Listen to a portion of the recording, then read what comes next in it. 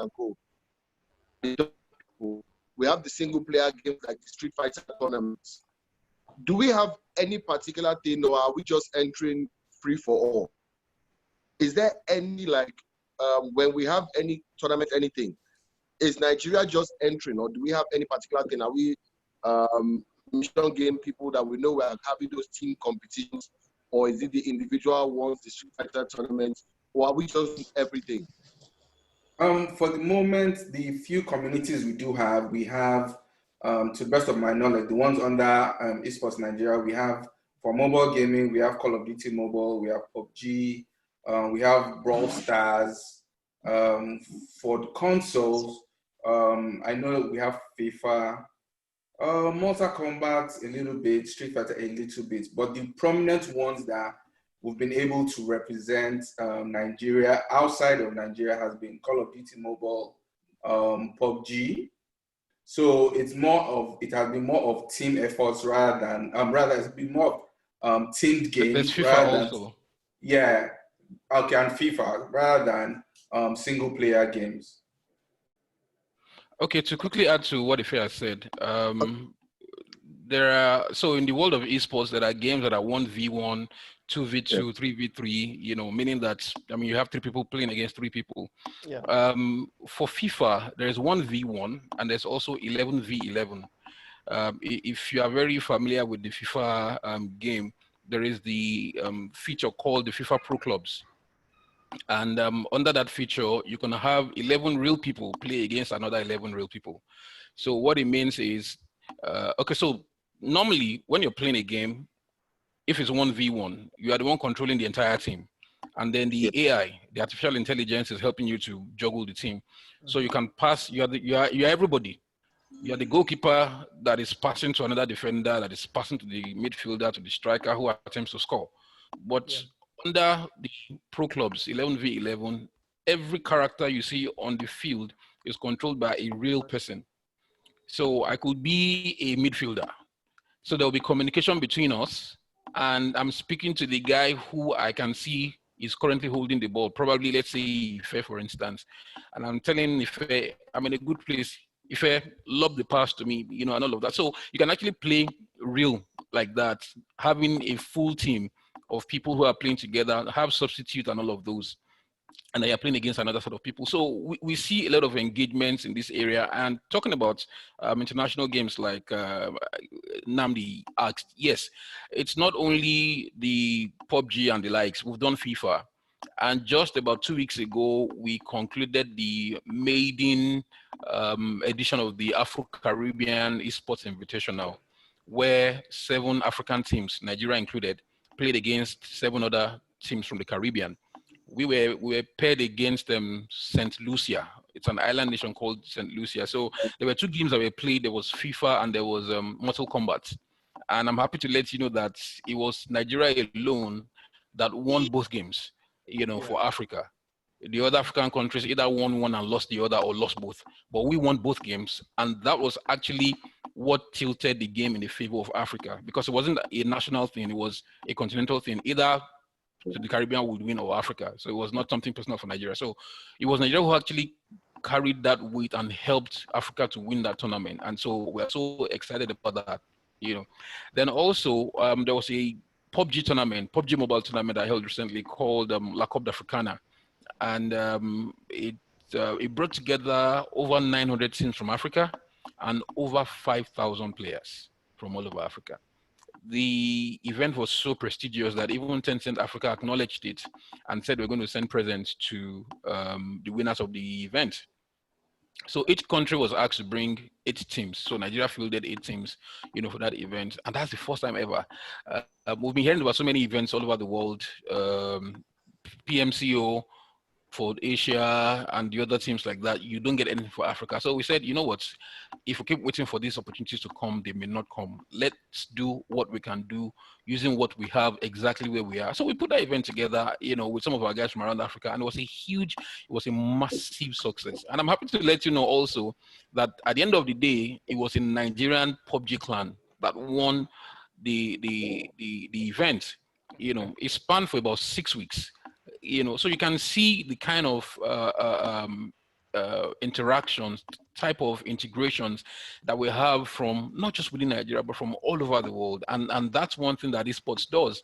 It brings people together, it networks you, it exposes you, it shows you the good side of technology, how, well, you need to be a little tech savvy, I'll be honest, if you're going to play esports, because you need to know the basics of networking and all of those things, you know. So this gives an opportunity for young people who already speak the language. I've been to homes where you see there's this, okay, I won't mention his name, and a 9-year-old boy, you know, he's telling you, oh, he's buying this player, he's selling that one, da, da, da, da, da, and father gives him money, you know, to buy these players, FIFA coins and all of those, and the guy is very versed, you know, in FIFA, and not just him, it's from one of these expensive schools, and him and his friends, that's what they do. And it's so bad that when they finished from primary school, they told their parents that they wanted to go to the same secondary school, another expensive one, and they all herd mentality all went together to the same school like that. You know, so it tells you the kind of prospects that we have. It tells you the culture that we have already. Our young people are already attuned. They already have that culture in place. So what we're just trying to do at eSports Nigeria is just to help them, give that platform for them to be able to actualize their dreams, you know, if they want to go into full-time pro gaming. All right, thanks, Emmanuel. So let's quickly get back to our, the second agenda so that you can wrap up on that. Then we'll move to the third agenda, which was where we were now, talking about the value chain, talking about careers and the trends and growth pattern. So back to that one, I'll just ask, then you just answer in short bits so that we can move on. Okay. What is the structure of eSports Nigeria at the moment?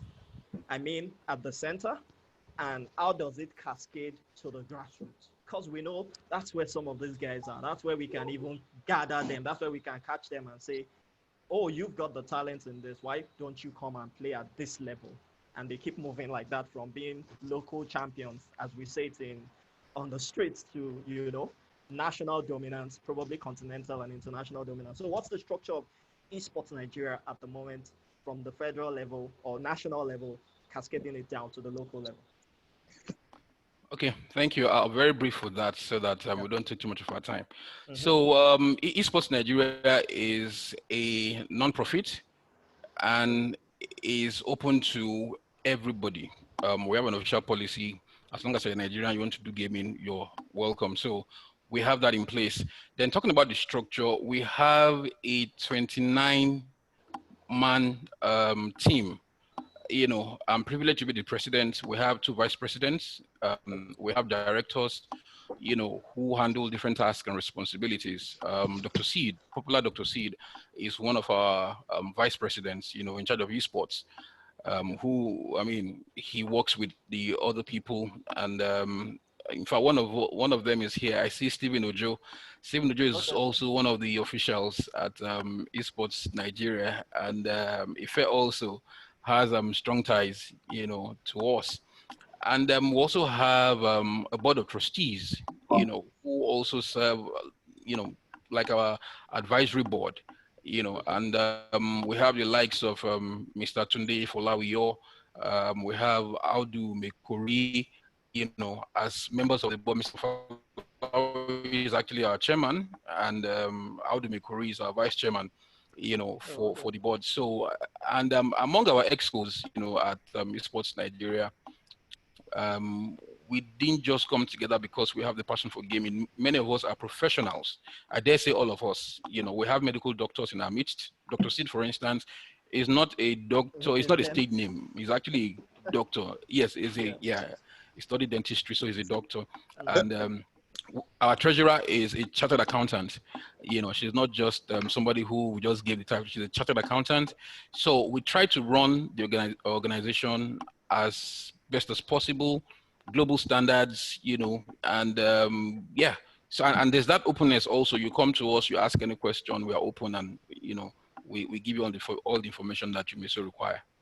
Okay. Then I was going to ask about international affiliations, but I think I'll be fair and do that earlier on, talking about WESCO and IESF. I guess that's right. Okay, so I'll just quickly add to that. Aside WESCO and IESF, so we were with WESCO, but because after today, there has been a coming together between WESCO and IESF. So by extension, yes, ISF also. There's also this organization called the IEOC. We have the IOC, International Olympic Committee. There's also the IEOC. They are not affiliated. I just quickly point that out. The IOC means International Esports Omnipo Committee. Omnipotent is shortened to Omnipo. So they are styled after the traditional IOC. So what they want to do is bring all the nations together, the same way you would have the Olympics with maybe like 50 games. You know, they also want to have something like that and have countries sending their players. They are based in South Korea, and Japan was supposed to host this year's edition, but because of the pandemic, of course, that will now take a back seat for now. There's also the Electronic Sports Federation of Africa, the ESFA, that we also belong to, and that's the advocacy group, the continental body for esports in Africa. And as of today, we have over 30 African countries who are part of that organization, and Nigeria is one of the founding members. And again, I am privileged to be the founding president of the ESFA. Aside my, well, it's not important. Aside my role at Wesco, I was the advisory board president for Africa. But recently, again, I was appointed to the Presidential Council of Wesco. So what this gives, the joy I get from here is not just because it's me, but because we have representation at the highest bodies. Our voices can be heard. We can look after our own interest and make sure that we work out what is best for us. I'll leave it there so that I don't take too much of our time. All right, thanks a lot. So, Yemi, you want to take charge with Agenda 3, the value chain? 6, Agenda 3. The value chain. Okay, so and opportunities, careers, and all that. All right, let me start with careers. And obviously, from my understanding, it shows that this industry has grown in leaps and bounds over the last few years, and also most importantly, you know, with what has gone on with the whole pandemic and what have you. So careers are being molded in this industry across the globe. So you do have people who are making a living from playing video games. Whether you are a team, whether you're in a team or you're an individual, people are making a career from this. And Afro Gamer and Manuel can correct me at any point that I may be wrong. The prize money for Fortnite is $6 million, right? 30 million, the last one. Yeah. How much? $30 million. Yeah, but whoever comes first gets about $6 million, right? No, please, I need to make a correction. I don't like us saying that amount in dollars. It doesn't drive the message home well. I like saying it in naira. Okay, the boy, 16-year-old boy, won $3 million. Forget about that. In naira, it's over $1 billion naira. 16-year-old boy. Yeah. All right. So, if the prize money for someone who wins a competition is over $1 billion naira, now the industry is valued at over $1 billion today. It would be nice if we have, even if it's 1% of the share of that market. And that's where I'm talking about careers. So people are building careers in this industry. People are playing the games, they're winning prize money, and what have you. So whilst you're playing your team competitions, the League of Legends, the CODs, and what have you, people are also playing individually and they're winning big money. So if we're now going to transit that to the value chain, we can then understand that, yes, a lot is going on in the industry. So value chain, 1, development, software development, game development, the research and development that goes into developing this game, building this game. That's part of the value chain. Then when that is completed, distribution is another thing, another phase. If you then scale it up, obviously to events, where we can have events around this, either the games or the industry, whether you're doing exhibitions or you're doing gaming competitions and what have you. That's part of the value chain. Now, the value chain also involves, information, what's it called? Conversations like this. Seminars are being put in place. IT infrastructure. So I do know that from my conversation with the likes of Ife and Emmanuel that one of the major issues the industry has is infrastructure. Infrastructure consists of being a major part, a major value chain. So we need to, while we're looking at people investing money in software, investing money in development, we also just have people who are investing in IT infrastructure. We're talking IT infrastructure, we're talking servers, we're talking, mainframe, things that would lead to the industry, drive the industry in a way that it will be easier for the ordinary Nigerian to access and play these games. When we're talking value chain, we also talk about the guys at the telcos. How do they come in? Data. Data is expensive, whether you like it or not. In Nigeria, it's expensive. And whilst it's expensive, it is also slow. The telco, I have a few telco people on this forum. Pardon me, but it's the truth. They're there. The service is not as good as we would like it to be. True. We know that there are certain peculiarities that involve us being Nigerians, but this is part of the value chain. This is a very, very important aspect of the value chain, data. Why do we say so? Emmanuel was talking about them playing a competition with some guys in the Caribbean. Imagine if you are playing a competition today, FIFA, E-Nations Cup, and for some reason you are using one telco, and the network is bad. The guy would have given you 3-0 before you know what is going on your console in Nigeria. An everyday experience, actually. Exactly. So we need the telcos to also, understand that they are core major stakeholders, just as the IT infrastructure people are. While we're talking IT infrastructure has been a major value chain, part of the value chain, because like in my conversations with Emmanuel and Ife, the servers we have, the closest server we have is in South Africa. Correct me, Emmanuel, if I'm wrong. You're right. Yeah. And like it or not, dialing to South Africa is almost the same as dialing into Europe, right? Thereabout, yes. Yeah. But if we have IT infrastructure, servers and what have you, based within Sub-Saharan Africa, I'm not even being too greedy to say in Nigeria, at least the dial-up or connection time is reduced. The access time is reduced. That way, we would have better gaming experience. And then it will also avail us the opportunity to also be part of many other competitions. And then also the gaming world can take Nigeria seriously. Because if we get involved we can get involved in competitions that probably the supposed entry barrier might be too high. But by the time we've become active, playing those games, being involved, they will open the door to us. So I actually invited someone in IT infrastructure, but unfortunately, he is not with us today, and I've logged him to join us so that he would understand what I'm saying. So when we're talking telcos, we're talking in terms of data and the bundles. In our conversation with Emmanuel, and I think Ife, we said one thing, that whilst we have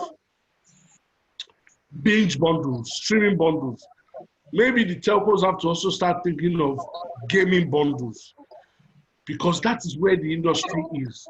That is the glass ceiling that we are facing. We are unable to crack that glass ceiling because we don't have such bundles that are user-friendly, that are pocket-friendly to gamers. So, interestingly, these games, and I ought to correct Emmanuel somewhere, the games are not played exclusively by the elites. There are guys in the grassroots who are quite good playing this thing, but they probably don't have as much access. And one of the things that I want us to do with this gathering is also to ensure that we open the door to such people. to have access. They are very critical members of the value chain that I think we are Absolutely. probably not looking at, because I feel that if you guys have been to some gaming center, those boys, forget it, they can play. But what is missing is the opportunity for them to come to the mainstream. I think that's part of what we should be discussing. So in making a career, open the door to those guys, looking at the value chain, we're talking IT infrastructure, the telcos, the software developers, which I think I have one of them here, Richard Awe is one of such people, software developers, people who make games, who we need also, I think from an African perspective, we also need to start making games that are our own. Absolutely. That are African. Homegrown. Because I play FIFA, and the way they rate our players is not so good. I play Football Manager. Yeah, maybe you should bring the topics one by one so that we're able to respond to them. Because no, that's what I'm saying. I was cutting the value chain. Right. Development, infrastructure, telcos, and the actual gamers. So I think that covers it. If I missed out anything, please correct me. Except anyone has something to add. Yes, please. But before you talking on there, I would like Osage, Catch Me TV. He does media, eSports. Let him give us an insight. Very short, sharp, straight to the point. Just tell us, give us an insight. How did you get into this? What are the opportunities available there? I'm a media person too. Right. I've done radio, TV. Now I want to do eSports media. Yeah, first of all, Osage, yeah. Osage, please forgive me. Before we proceed, I don't know if this account is correct, but I'm seeing the first vice president of the Nigeria Football Federation as one of the attendees on this Zoom chat. Yes, Mr. Sheyi Akinwumi. Barrister, actually. Oh, I apologize. I was trying to get the title right. Barrister Sheyi Akinwumi, it's a privilege to have you on this discussion. We acknowledge your presence here. You're welcome. You're muted. We can't hear you. He's muted. Very enlightening. Thank you. Right. All right. Thank you, sir. Thank you for coming on. Okay. Osage. All right. So back to All right. Osage. First of all, I just want to say thank you for giving me the opportunity to, join you guys today and, share my insight as to, I heard Mr. Adeyemi saying something about, IT infrastructure and whatnot, and mentioning Mr. Richard as, a game developer and whatnot. And talking about game development, in most cases for games to actually run, they have to be, you have to have like a data center that could actually handle the caps or, the performance of those games, and while growing up, I've had, I knew that's something missing in Nigeria. We don't have the opportunity to, have some set infrastructure to handle those kind of, gaming setup.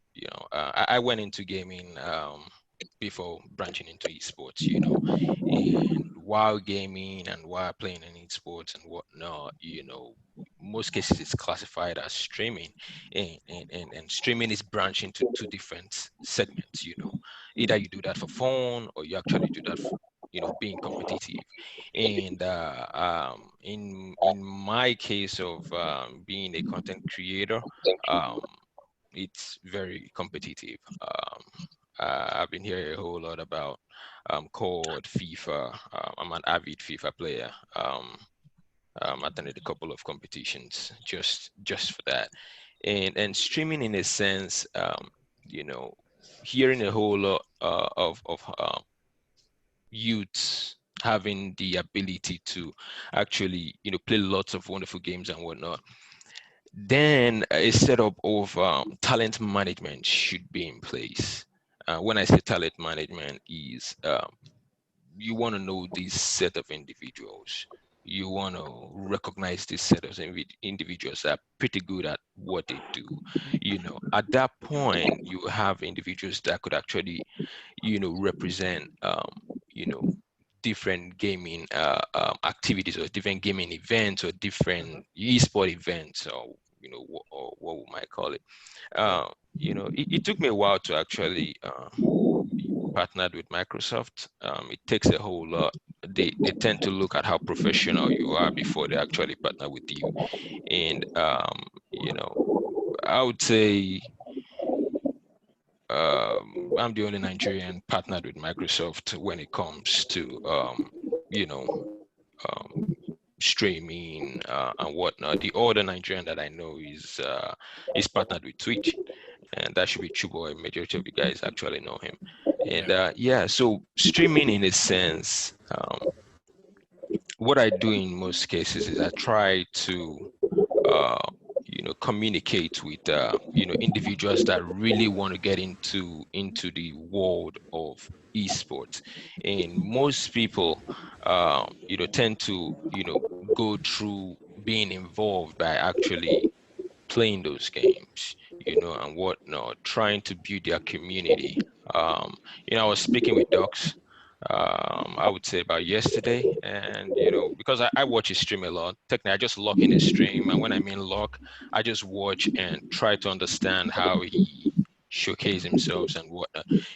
I spoke with him, just shared some ideas, some insight and whatnot. So in most cases, when I say talent management, it's gonna have set of standards or set of guidance on how they could improve themselves. It's that's something that I've been trying my best to get involved in. I spoke with Emmanuel some time ago, and trying my best to see how I could help, how I could offer my assistance. I could share some, insight, if I put it as an advanced insight, that's just what I'm, here to do, try my All best right. to, show some input to it. All right, Osage. Thanks a lot. Somebody is echoing so much. Okay, so thanks, Osage, for that. Still talking about value chain and opportunities that abound. I don't know if Yeah. anyone has something to drop um, on that, or we move to the next thing. And Okay, so that's let me quickly okay. give some information about that. When you talk about the ecosystem, because basically that's what we're talking about. When you talk about value chain, we Yeah. look at it from the point of view of the ecosystem. What Okay. that means is the whole gamut of things. Yeah.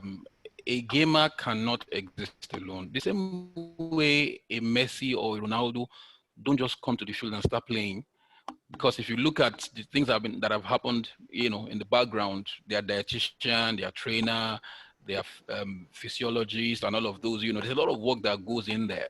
So you do not necessarily have to be a gamer to be involved in gaming and esports.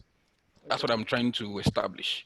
You could be a manager, you could be a coach, you could be a nutritionist, you could be a physiotherapist, you know. So the ecosystem is quite huge. You could be a presenter, you could be a shoutcaster.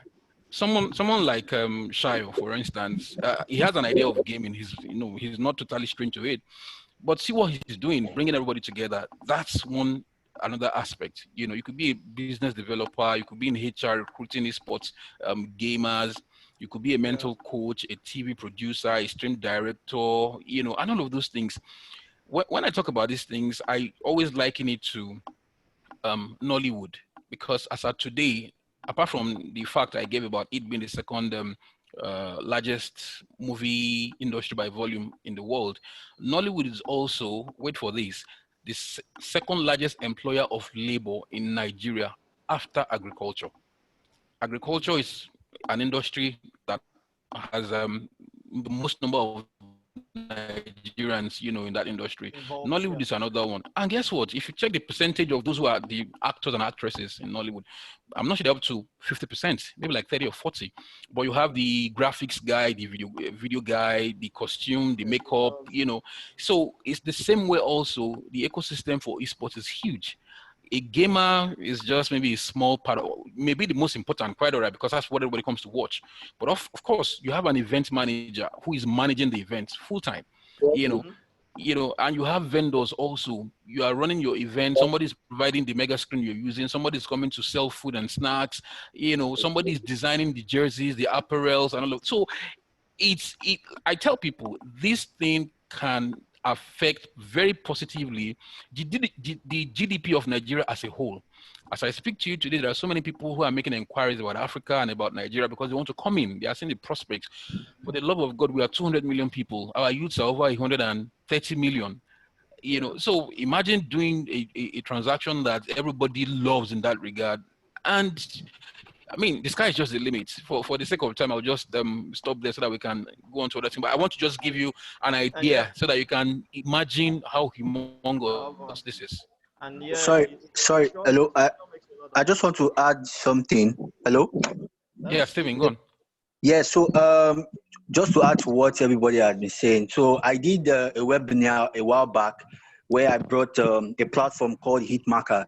So definitely we can have Nigerians actually, engaging in remote jobs from their home, actually making money. And it's something I do. It's something I do. You can be a Discord manager, you can be a social media manager, you can be a script writer, and from your home you make nothing less than $50 upwards, just from the comfort of your house. So it's definitely something that we can look into building capacity, from the grassroots levels, impacting skills so that Nigerians can actually access this job. Because I am an example, I've gotten jobs like that, remote jobs from my home where I just do, with an eSport team abroad. So I just wanted to add that capacity building too also helps. All right, thank you. Sorry, could I address something? Share my screen so we can see some of the jobs that they can have in esports. Yeah, that's just all I'm going to say so that we can go on to other things. Oh, okay. I can't share. Sorry. All right. Richard wanted to say hi. something. Hi guys. Thanks Yemi for inviting me onto this. It's a good platform. I'll quickly just briefly speak about the development side of things. I'm currently involved in a development with a partner of mine. And first and foremost, there are very good talent in Nigeria, very sound developers who know how to build games to a reasonable level. And I think we should look into building our own games. I know Fortnite and all the big names, FIFA and stuff, they are attractive. There's an international stage to play on, but there is avenue for us to also build ours. Why? And the resource is there to build. There are, like I said, there are very, very talented developers. There are game writers. Like, for instance, I was talking to one of my colleague, my partner on the gaming side yesterday, and what's stopping us from having a living in bondage game built. It will sound funny, but why not? Actually makes sense. We have a game about Boko Haram already, just so you know. Okay, yeah, Boko Haram. Well, I'm just saying, living in first-person shooter game. Yeah, but I'm just saying, living in bondage is a franchise, a Nigerian franchise in itself. If there's a living in bondage game, I would effectively go inside and play. And you have a market of close to 50 million. The funniest thing, again, I wanted to mention was we usually think of 200 million Nigerians, but we're leading in Africa. So if you build a game if you build a Nigerian game, what's stopping a Ghanaian from playing it? What's stopping? You could take the whole of West Africa along. So those are things. We're involved in one currently, development in Nigerian game. But just also to note, technology, in terms of technological stack and all that, there is cloud now. So you could go into Amazon AWS and just spin up instances to help you run your games if you're trying to build a game on it. So that technological restriction is no longer there. It's expensive, but also you could get some freebies from AWS. I'm also an AWS partner, so if anybody is looking into developing games and they just need some free servers to run on, drop me a note. I'll look at what I can do. But there are so many things that we can do. There's so many things out there. And we, as much as it's the money from FIFA, from all those MMORPG games are there, we could also build ours, and we should also leverage ours to build it and build for Africa.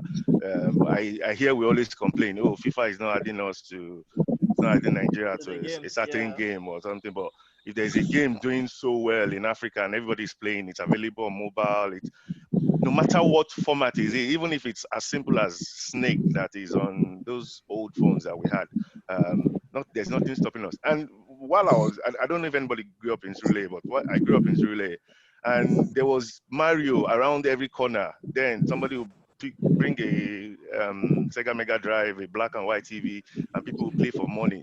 It's a viable industry in Nigeria. So we should start looking inwards, start building inwards. And when we do that, you'll see the big money coming in to come and try and invest and everything. Like just Nollywood kept at it, and it's as big as it is today. So let's also start looking inward. Shall you hear me? All right. Please, before our honorable vice president at the NFF leaves, there's a question I want us to ask him later on, not now, and it has to do with. Interestingly, the next agenda is the place of government in all this, and I think he has a. No. I'm even talking about the fact that we don't have Nigeria on FIFA. We have other countries. We have club sides. We don't have our MPFL on FIFA, for instance. So if we wanted to, like recently in the UK, they ran the E-Premier League, where Arsenal, I'm an Arsenal fan, sorry, they all came together. Their real players played against others. And we're looking to have something like that, like an EMPFL, where a Neyimba will be.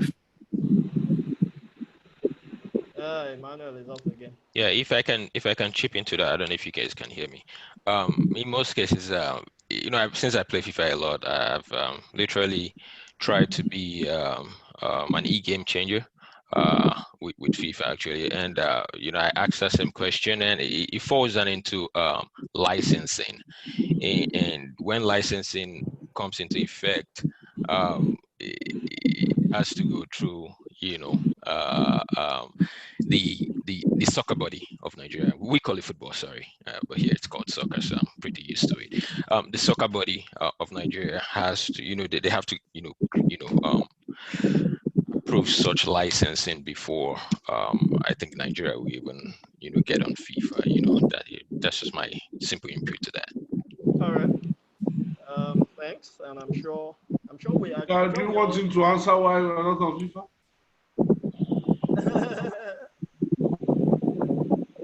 Would you like Yakiru to answer why we're not on FIFA? Let's hear what he has to say. Because we know it's down to licensing. So has the NFF been approached? That's the big question. Licensing and money. Yep. I don't think he's there yet. I don't know if he can hear us. Okay. Maybe he's not there now. Okay. All right, what's next? When he comes back, we can. I want Nnamdi to mute his screen. There's a feedback from. Coming from you, Nnamdi. Okay. It was to do with what Yemi said and Richard also mentioned. It's about a lot of talk is talking about streaming and online gaming, but the truth is, and Yemi mentioned it, the acquisition of talent, the talent pool, even in all these countries that participate in eSports, a lot of these countries, the players come from the arcade centers and the arcade center circuits. I grew up in a time where we had game houses, the Onile days. You go there.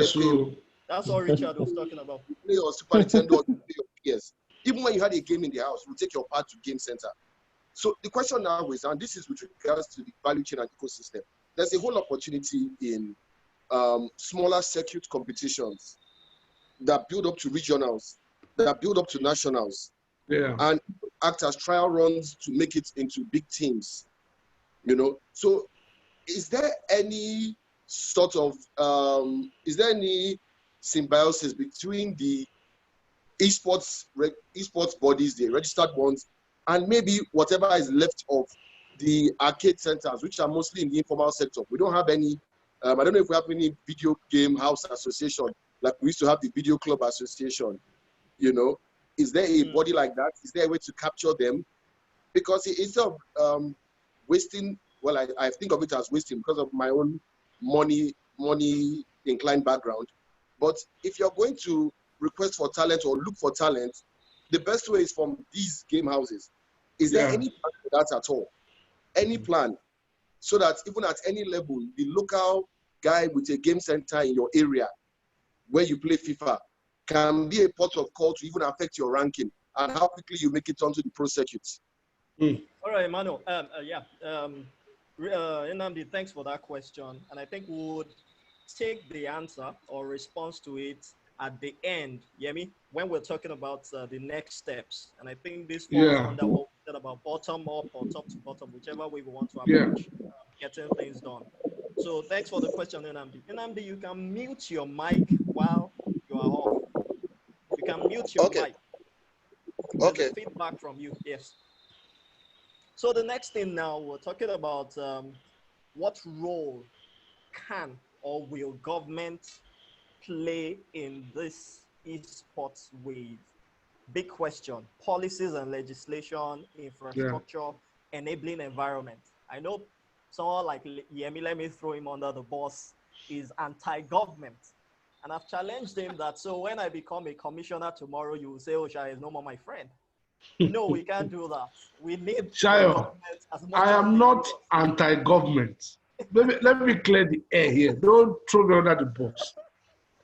My take is this, and I don't claim to do everything, but my take is this. I always believe that the role of government is to enact policies and to create an enabling environment for industries to thrive. No doubt. Now, the foundation and the growth of those industries or the members of the industries is resilient with the private individuals or the private corporates to drive the industry. What government will do, and this is my, like I said, I don't assume to do everything. What I believe government should do or can do is to provide policies whereby, policies in the sense that this school, we have noticed that in a certain area, there seem to be very good FIFA players in that area.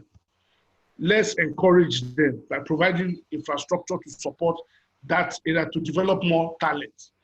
2, provide venues, for events.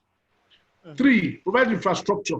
Infrastructure in the sense that work with the telcos to, provide better service, provide policies to work with the telcos, provide better data, provide policies where IT infrastructure can thrive, encourage Nigerian companies to also have their own AWS and the likes. Yeah. On that basis, people like Emmanuel, people like Ife can then grow the industry. But unfortunately in Nigeria, we like to do it the other way around. This is my take. Government always wants to be in the forefront. And if experience is anything to go back, in all the things they've been in the forefront of doing, they've never done it well. Telecoms is thriving today because government is not at the forefront. They provided the policy. The practitioners have come in. Banking, they provided the policy. The practitioners have come in. Just look at today. The biggest banks in Nigeria are banks that were formed less than 30 years ago. Correct me if I'm wrong. The banks that existed ages ago that government had a hand in, are they the top banks in Nigeria anymore? Okay, so that is my take about government. Point taken, well taken. So let's get back, Emmanuel. Let's talk about this briefly, because I would like us to wrap up, as soon as possible, and we still have a few things on the table. What policies do we really need the government to put in place? I know you're in discussions with the minister at the moment, and should we say thanks to COVID? Unfortunately, we will be saying, yeah. Sorry, I want Ifetu to also contribute on that, on what Emmanuel is going to. So when Emmanuel is done, let Ife also contribute. I think we would even start with Ife, because I know our conversation yesterday, so I had to preach the message of we need government to him on, on the Afro Gamer, and he didn't seem convinced. Anyways, I'd like Ife to start. What are the policies? What are the infrastructure? What kind of enabling environment? Interestingly, in the presidency, there's a body, you know, in charge of providing an enabling environment. And interestingly, this, like I said, is a wave. Esports is a wave that needs to be taken serious based on how it has caught on the world over. We can't be left behind. And government, we need the government to actually make sure things are smooth for those who would actually venture into it. We have brand guys on the screen right now. We have some other people, you know, private individuals who may be considering going into it. And if they don't see something that would actually encourage them, they'll just wave it and move on. Ife, how do we go about this? I think I agree with Yemi on this one. Government should do more of putting down the policies and step back. And if you remember, like you mentioned yesterday, when we were using the French Football Association as an example, they put, you know, the esports, French esports is under them, and they just put together the policies, and the professionals are the ones in charge.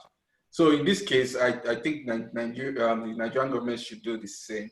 Where we actually need them to put a foot down is, you know, speaking to the telecoms and being able to, you know, subsidize data plans and how it can be useful or effective for gamers, you know, and whoever needs to use data. Then I think that's where, you know, government can actually come in. But in terms of running it, I agree with Yemi on this one. They should not be in the forefront for anything. So wait, there's a question I now want to ask. Okay, think, and that's to everyone. That's to everyone. Do we think esports Nigeria needs to be institutionalized? Why not? I'm sure you get what I mean. Will it change anything? Will it slow down the progress?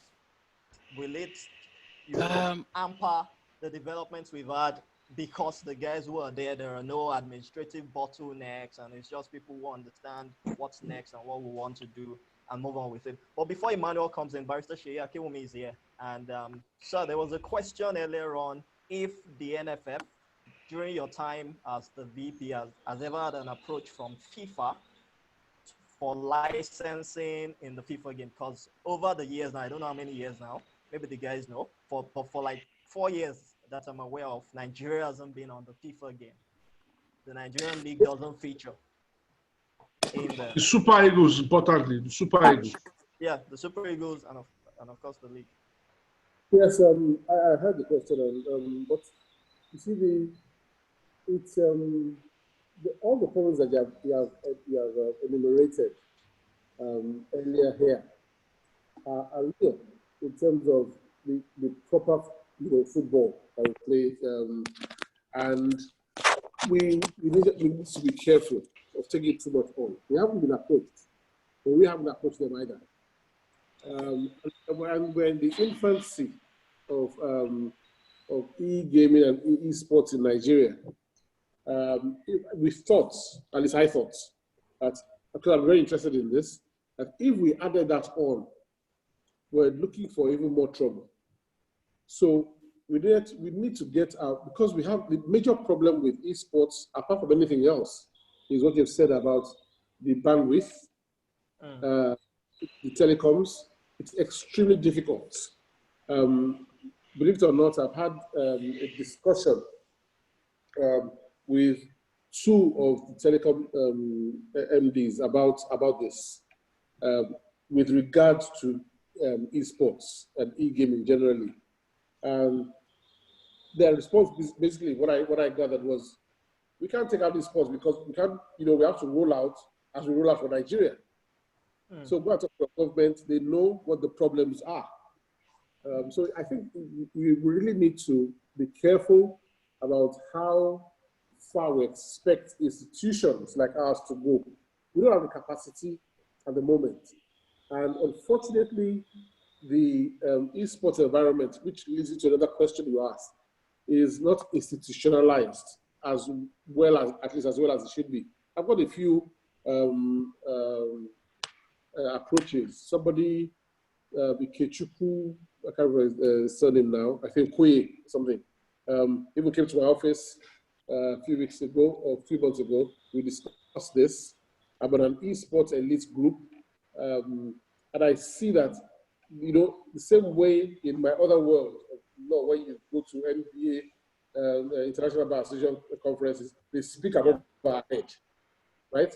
What we need to do, and that's why I'm here, actually, is to encourage people like you guys to take it on. Now, the problem with institutionalizing things in Nigeria is this. Two things. One, money. A problem, once money gets involved, there starts to be fights. Two, ego. Oh, I'm this, I'm this, I'm this, I'm that. So I'm hoping that I can encourage you younger ones, at least this white beard is not for free. So to actually look at it for the benefits of esports. Esports, in my opinion, in another 10 years will outstrip, especially with this COVID, where everybody will sit at home, right? It will outstrip normal football. I'm involved with somebody who has a gaming program, a gaming plan, and is talking to FIFA, and I'm speaking with them as well for him, and they're so excited because it will work alongside the World Cup. You know, but you guys need to look at how, and they put a structure in place. When I say structure, it's not just because there are many legal issues that come with esports to apply to the main football. And so I keep on thinking about putting my law hat on when I'm thinking esports or e-gaming. So I think that you need to try and maybe not immediately set up an association, or because that's, you know, the person is fighting for president, the person is fighting for, and they start having parallel sessions. I think what you need to do is have common goals. The one thing that I've seen here today is that various people have various angles when they enter into this business, into this game. And you need to utilize that. You know, I saw, I heard Asagi, you know, everybody has a different angle to come into it to make it strong. It's only when you make it strong that you can try and put institutions. Otherwise, they will oppose you. People will oppose you and fight you. And when they oppose you, spend all your time fighting and doing the business you want to do. And lastly, I'd just like to say something that maybe this is what I said. It's crucial. It's extremely crucial if this is going to last in Nigeria that you go to the grassroots. It's extremely important. Others will last. I assure you of that. If you don't go to grassroots, so we need to find ways, for example, of taking a tournament around the grassroots to enlighten them. You'd be amazed that somebody will save 5,000 naira or 2,000 naira just not to eat, but to play. So if you don't take it to the grassroots, you will not survive. We are very few in number. Don't resist ourselves. We are very, very few in number. To sustain it, we need to start thinking along those lines about how we can expand the people who actively play it. And we need to support them to make sure that we're successful at what we do. That's my view. I have to apologize now. I have to leave. I'm taking a class. I'm taking a course, and I'm already 35 minutes late. But I was so, you know, engrossed in this, I didn't leave. Thank you, sir. Thank you. Thank you, sir. Thank you very Thank much. you. Feel free Nice to get with me, you know, and let's discuss this in any way, you know, I can. You know, Shayo has my number, so you can get it from him. Anybody, send me WhatsApp is the easiest way. I'm willing to support anything that you guys want to do in any way I can. Thank you so much, sir. All right. Thank you. Thank you. All right. Thank you, sir. Thank you. Thank you. Big thank you to the NFF Vice President, Barrister Shiaki Omi. So back to Emmanuel, before we move on from this point to the next thing on the agenda, institutionalization. I saw you smiling and all that, and I think Barrister touched on it earlier on. And I think even, you know, scattered the table. I was still shaking the table. when they talked about money and fighting, and that's where you hear that Emmanuel has done president for 10 years. It's time for Yemi to be president now. You know those kind of funny things that come up. Do we really need that? Do we need institutionalization? Let's even put aside the challenges that may come with it. So at the moment, like you said, it's an NGO. You get what I'm saying? All right, let me leave you to answer that. Yeah, so the model that we're running is a non-profit, and it is open to everybody and anybody. We belong to no one, and what was that phrase again? We belong to God. We belong to everybody. So yeah, we at eSports Nigeria we have an official policy of collaborating. What we do is when we see that what you're doing is in alignment with us, we do not want to contest with you. We do not want to run a parallel organization. We don't want to be a rival. We talk to you to say, let's do this together. Our visions are aligned. Let's do this. We're going in the same direction, and this is one reason why Sports in Nigeria has continued to grow. The Afro Gamer is, I could say, it's our adopted official publisher, so to speak, because we had plans to do that, but he came on board. He was doing fantastic, and we thought, oh, why not? Instead of duplicating efforts. So when it comes to working together, when it comes to unifying, we promote it a lot, and not just that, we actually do it. So for instance, now, you two, Shayo, you have no idea how excited we are that you're on board. I've just known you for maybe like 2 weeks or so, but already I feel like you're one of us, so that's, yeah, so that's one approach that we have. And we have this unity among us. We have people from different states in Nigeria that are members of eSports Nigeria: Port Harcourt, Abuja, Kaduna, Uyo, Cross River, Ogun State, So when it comes to institutionalizing, it's not something that we are against. If it's the way to go, then so be it. It's fine. We are not running an exclusive organization, and when you run a model like that, your systems, your programs, your books have to be open. And that's the model we are not adopting, that we have been running, because this is something that first of all came out because of the passion that we have. But then we now saw that there was an opportunity to actually create something big for Nigerian youth and for our economy. And so we went on this path. And like you said, we are, in talk to the sports minister at the moment, and I'm not sure I can say much more about that at the moment, but in the coming days and maybe a week or two, we will see, there will be, we'll get to see how that that pans out. But talking about institutionalization, it's not something that should be a problem. As long as there is transparency, there is alignment of vision, and there is actually impact. What you're doing is out there for the world to see. Yeah. And to quickly talk about the grassroots thing, we are not elitist to start with, and like I said, it's open to everybody. When we run our events, we don't choose who attends and who doesn't. We just throw it open. And now, one opportunity we have had in that area is because of the mobile penetration in Nigeria, where virtually everybody has a mobile phone. Virtually, not everybody, but a whole lot, As long as you have a mobile phone and you have data on your device, you are eligible to take part in these events. If your team is registered officially with eSports Nigeria, then you can take part. You can take part. It's open to everybody. So whether you're from the grassroots, whether you're from the elitist group, it doesn't matter. It's open to everybody. So you could be somebody in Bagada, in Lekki, in Surulere, in Ajegunle. Come on board. So that's for the online category. For the online category, there is no discrimination per se. And even for the offline, there still is no discrimination. But the challenges we have is, if you have an event holding in a distant part of town, it may be difficult for the other people to get there. So the solution for that will be to actually run localized events in these different areas. So you run a program in Lekki today, tomorrow it's in Surulere, tomorrow you're going to to Ajegunle, you're going to Bagada, you're going to Akoka, and those places. But of course, when it comes to offline events, you're talking about money. You're going to use an event center. You're going to put equipment in place. This equipment they don't come cheap.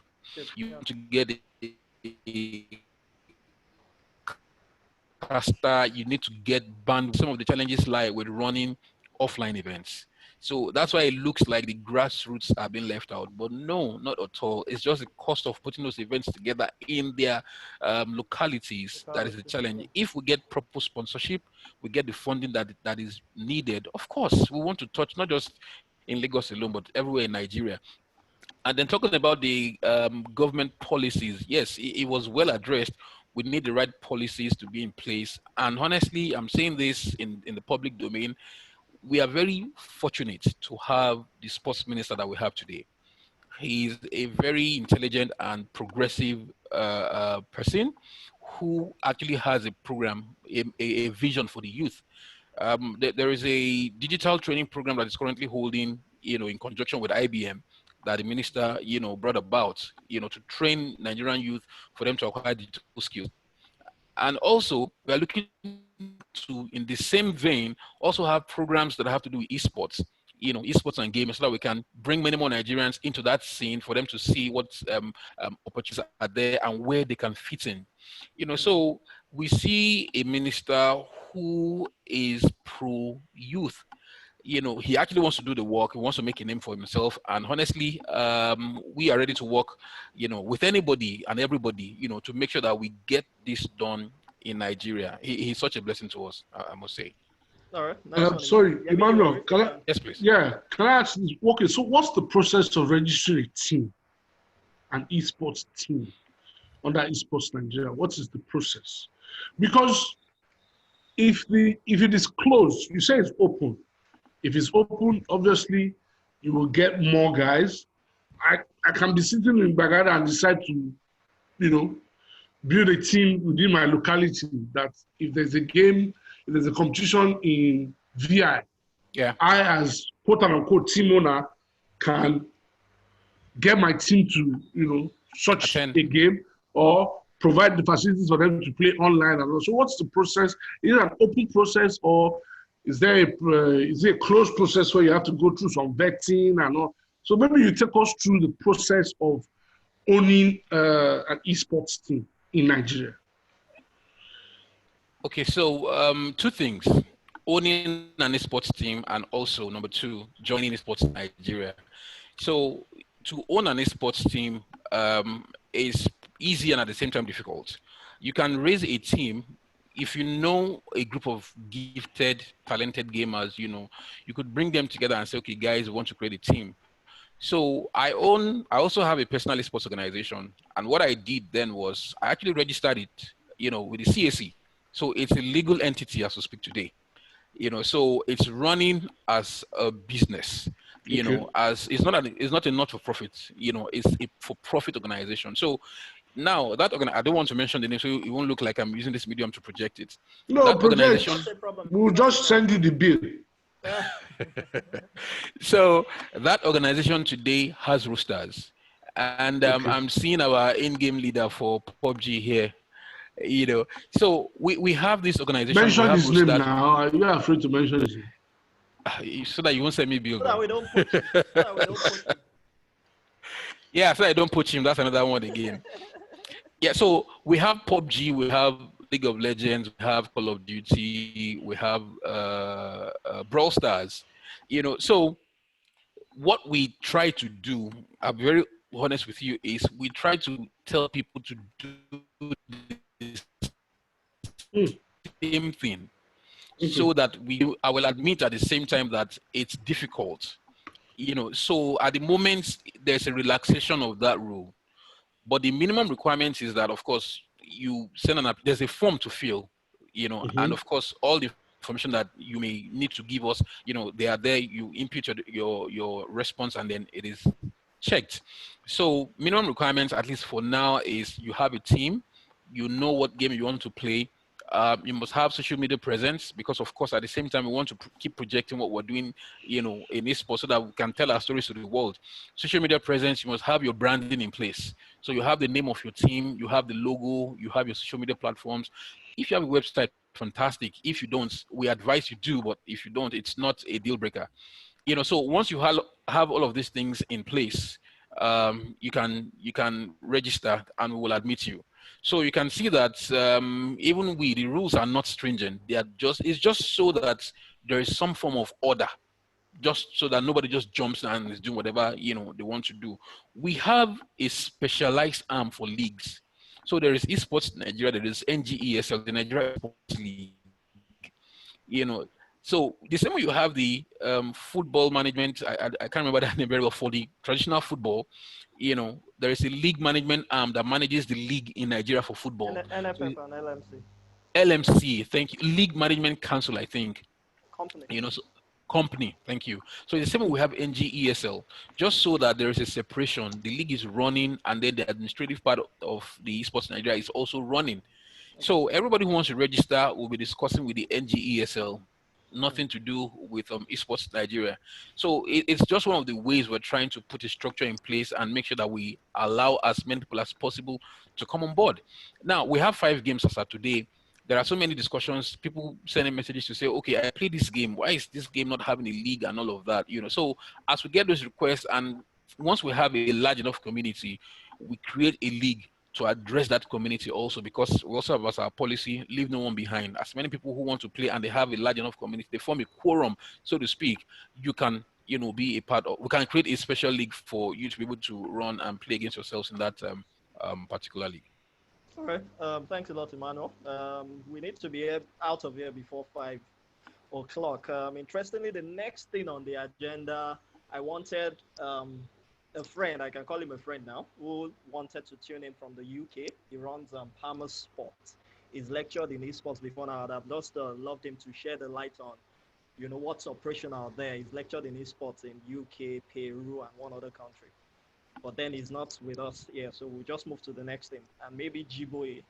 And if Yemi can identify the other brand guys, it is their time to tell us what they expect from us when we are bringing those proposals. When we're bringing those proposals, and when we're bringing those value, ROI related, documents to them to say, hey guys, this is esports. It's the new in thing. How do we together build it, to the level we want it to be?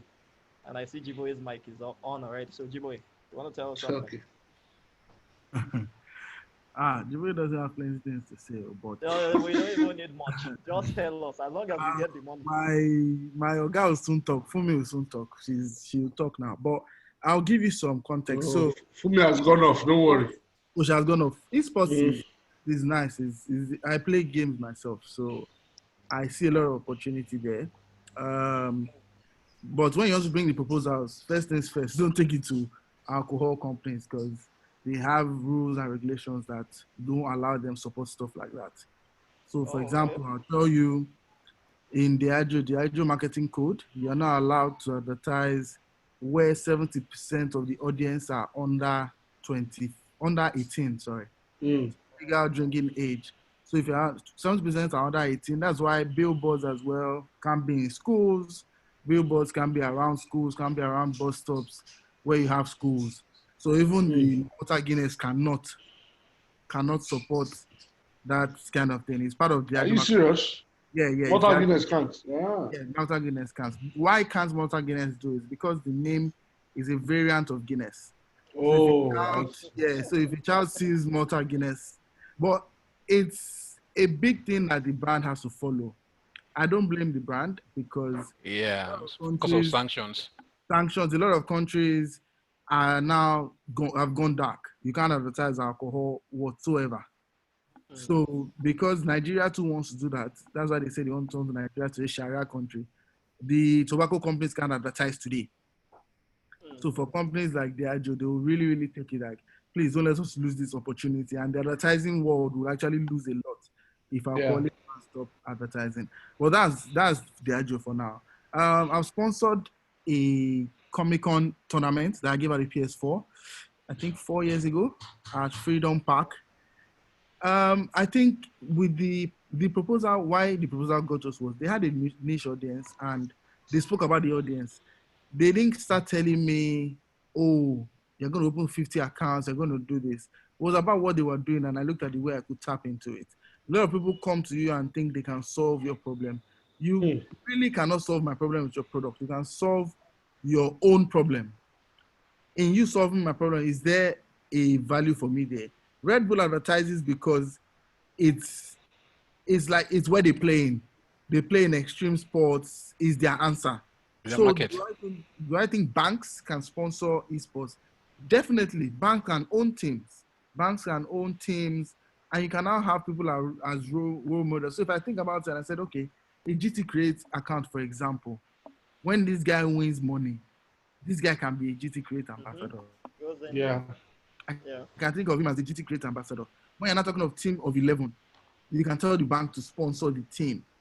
Oh, what's the path for this? A lot of banks also shy away because there's no transparency.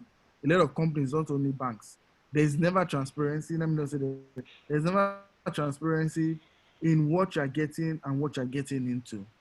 And because you don't want that bad media, because tomorrow now you now hear our chairman of eSports embezzles 2 million naira that was meant for the students, and there's egg on your face. You hear GT Bank eSports winner has not gotten his money. So that's a big part to it.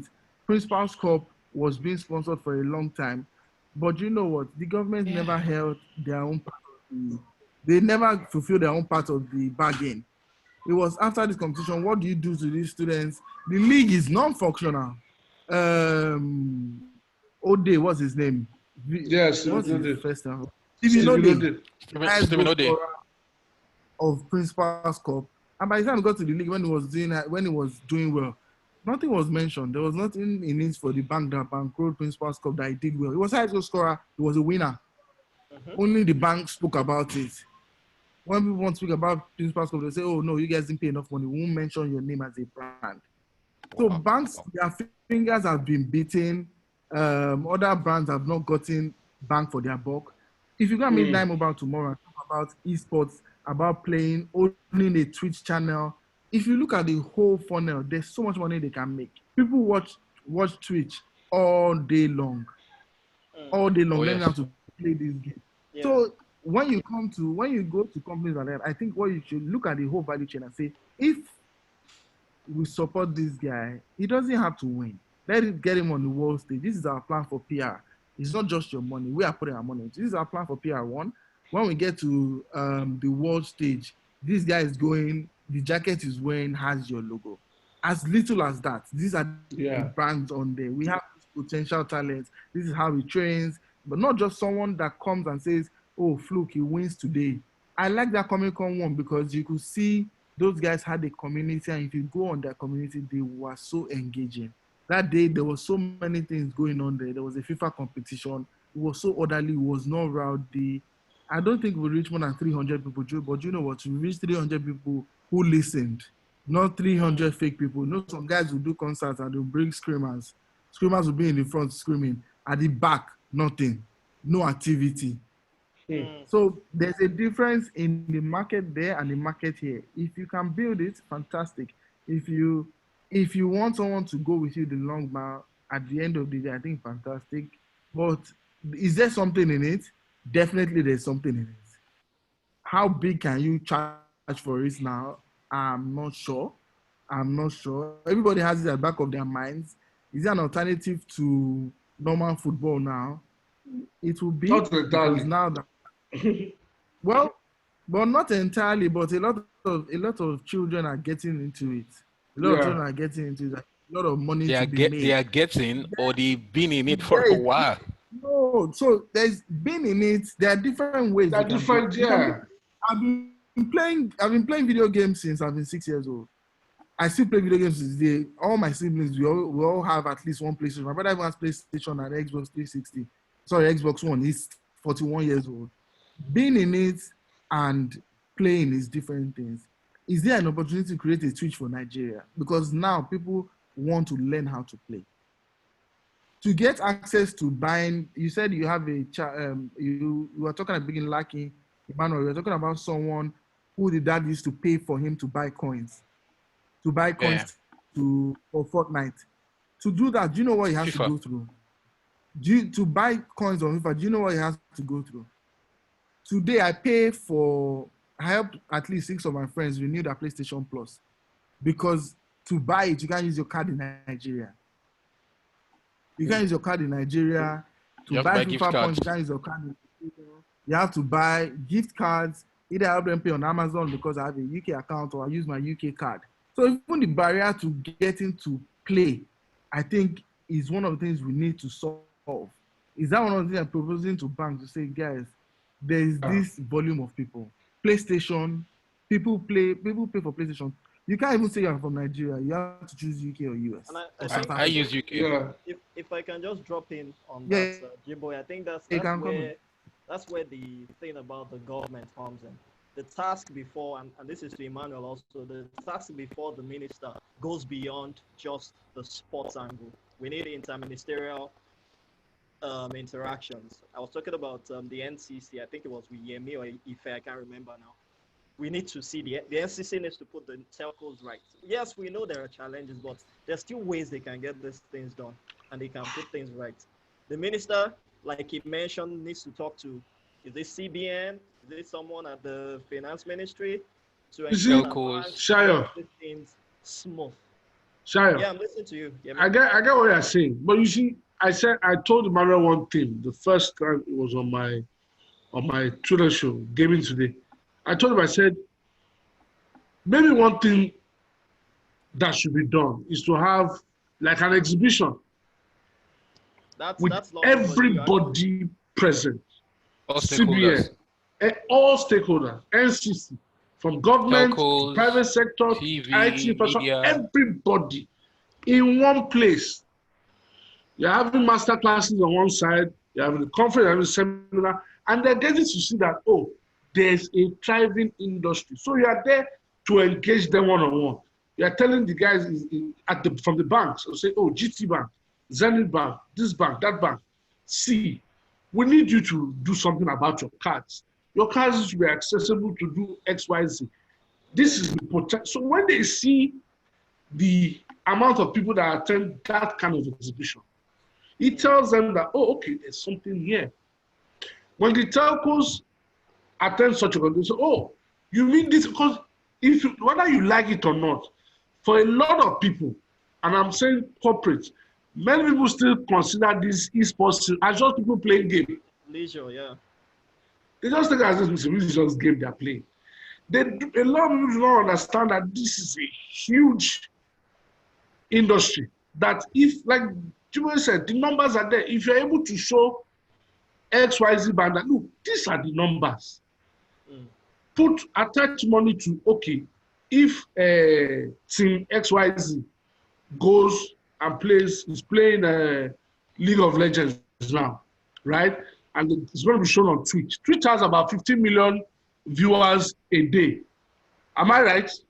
That number is understated. It's way more than that. Oh, and your logo is going to be shown on that platform to, to multiple people watching a particular team, you know what I'm saying? So an exhibition where everybody comes together is a very, very, very important thing to open the industry up. Let everybody know that this is, I think brands will appreciate it. I think the institutional people who have done that, people in government, everybody will appreciate it to see. And people want to see that, oh, something is happening. It's not just hearing about it is not enough. Seeing is believing. And with that, Yemi already sets us into the final agenda as we draw this home. Hold on, Shayo. Yeah.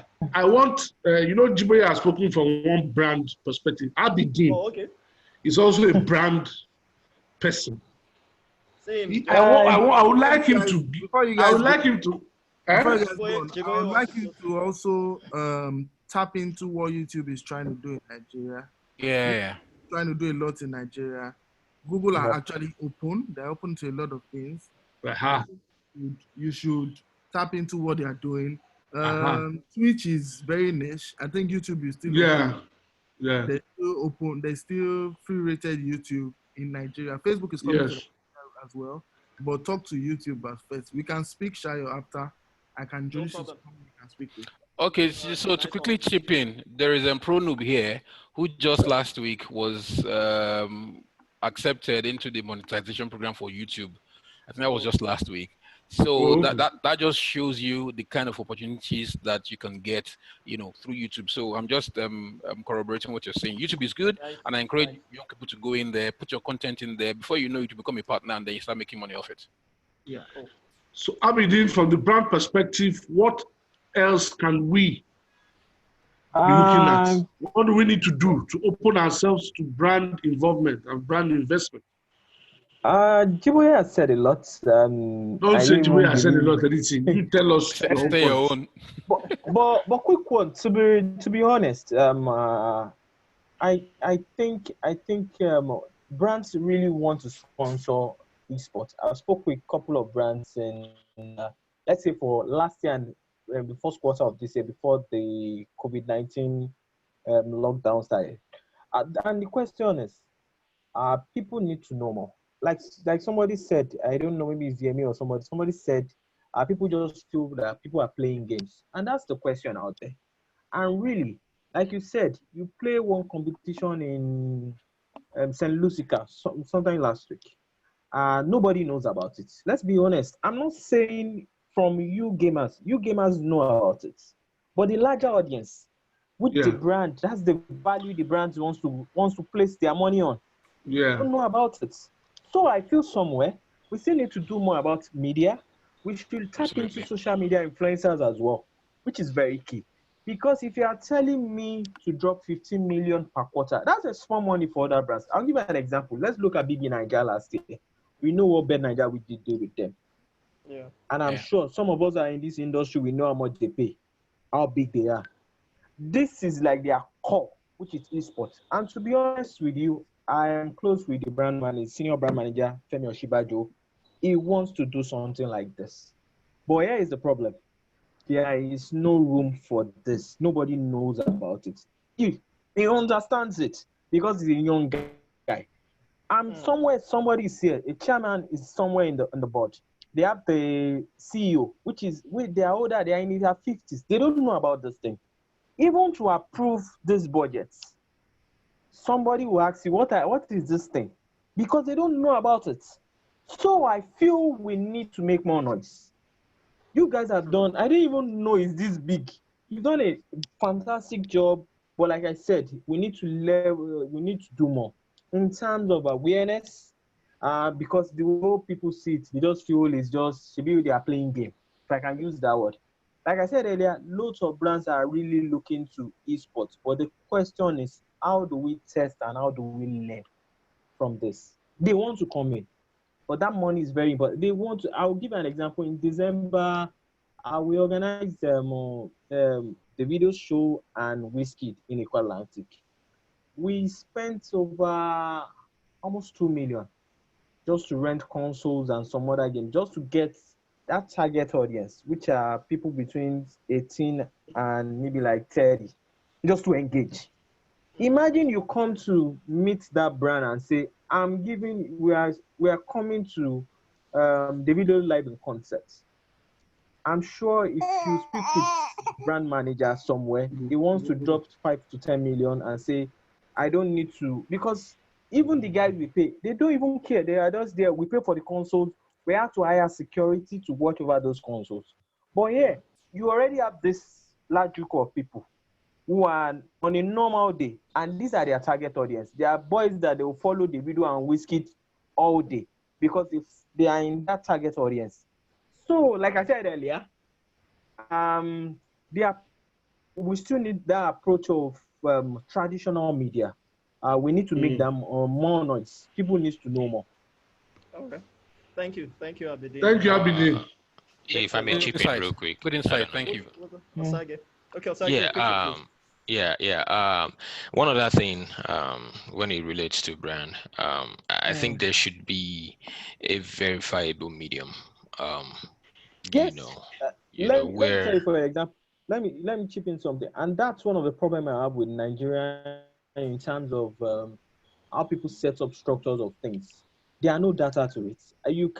I can't sit down and tell you how much people are playing Twitch, blah blah blah from Nigeria. We don't care about it. And this is 2022. Brands are very particular in terms of those numbers. Somewhere in March, Twitch had over 4.2 million active users and 46 million streamers in March during COVID-19. And I'm sure sometimes here in Nigeria, I know people who can spend their last money. They are very buoyant. They play games in their house 247. But here is the problem. We don't have data to show anybody and say these are the numbers. I'll quickly respond to that. Very, yes. Just this last week, I don't know if you know the company called Newzoo. News, Yeah, I yes. know Yeah, Newzo. I know yeah. Newzo. So I have a contact there who I have been disturbing to say, come on, guys, Nigeria, Africa.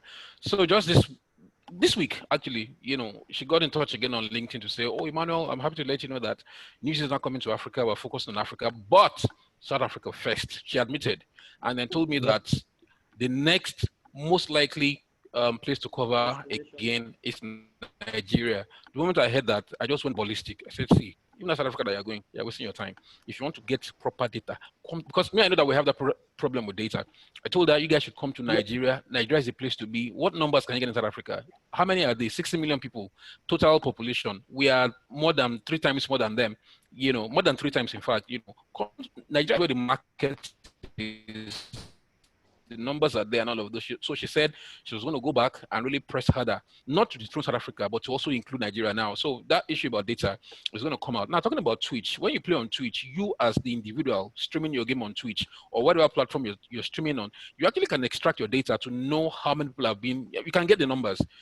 Who has viewed my stream from where, how many people, how long did they, what's the percentage of those who watch from beginning to the end, those who watch for 25, you can get all of those things. So Yes, I your don't entirely concurrent agree viewers that too. we can't get this data. Yes. So you can get the concurrent, you can get the cumulative, so all of those things is just for us to understand how they work, and be able to get Please those let valuable Osage data talk. out. He has not finished his thought. Sorry for budging in. I've been listening in. Good up, guys. Okay, Sage. No, well, I've been speaking with Mr. Emmanuel for I would say, a very long time, and he really understands exactly where I was coming from when it comes to verifiable media, and we spoke at length, and I think he mentioned something about Newsy also, and hearing the fact that it's coming into Africa as a whole, man, that's huge because It's big, there is no brand is going to listen to word of mouth. They want to see, they want something they could go check themselves, not something you provide independently. Yes, so Even if they don't check independently, they want to see the noise on Twitter. They want to see exactly. the hashtag 3 times a week and say, what is this thing that trends? Like the way we see Thatcher nonsense every day. People and keep one thing watching on about it. Don't say that, though. People will fight you. one thing let me give you an example. I understand that we know I told somebody yesterday, Thatcher is like a cult. But I'll tell you, Big Brother is some few weeks starting. I already spoke with 2 brands wants to do something with it. She has a very bad kind of image, but the brand doesn't care. They just need the audience. That's just the truth. All right. And that's the audience. The audience is what everybody needs. Apparently, it's about the numbers. Yes. And that's my question. If we don't know, if we don't know about something, how do we tap into it? So maybe we need eSports influencers in Nigeria, and they are going to make a lot of money. Well, that's why we're having this eSports conversation, and I thank everyone who was tuned in. It's been an amazing time. Shai, are we done? No, we're not. Sorry, Shai, one more thing. Sorry, good evening, everybody. My name is Aditayo. Sorry, I am not on video mode because I'm not in a place where I can put up my video. But please, I would like to know if there is an eSports community kind of. Maybe that should be the first step. But like I said in the chat, I so much subscribe to that idea of the exhibition. I think we should think about that. I mean, do one in Lagos, do one in Abuja, do one in Port Harcourt. Take the show by on the time the road. we go round, yes, by the time we go round, trust me, brands by themselves will be calling in to say, hey, you guys are gathering, I mean, if BBN had been going about in proposals and they've been talking about in silos, trust me, nobody will put their money on BBN or BBN.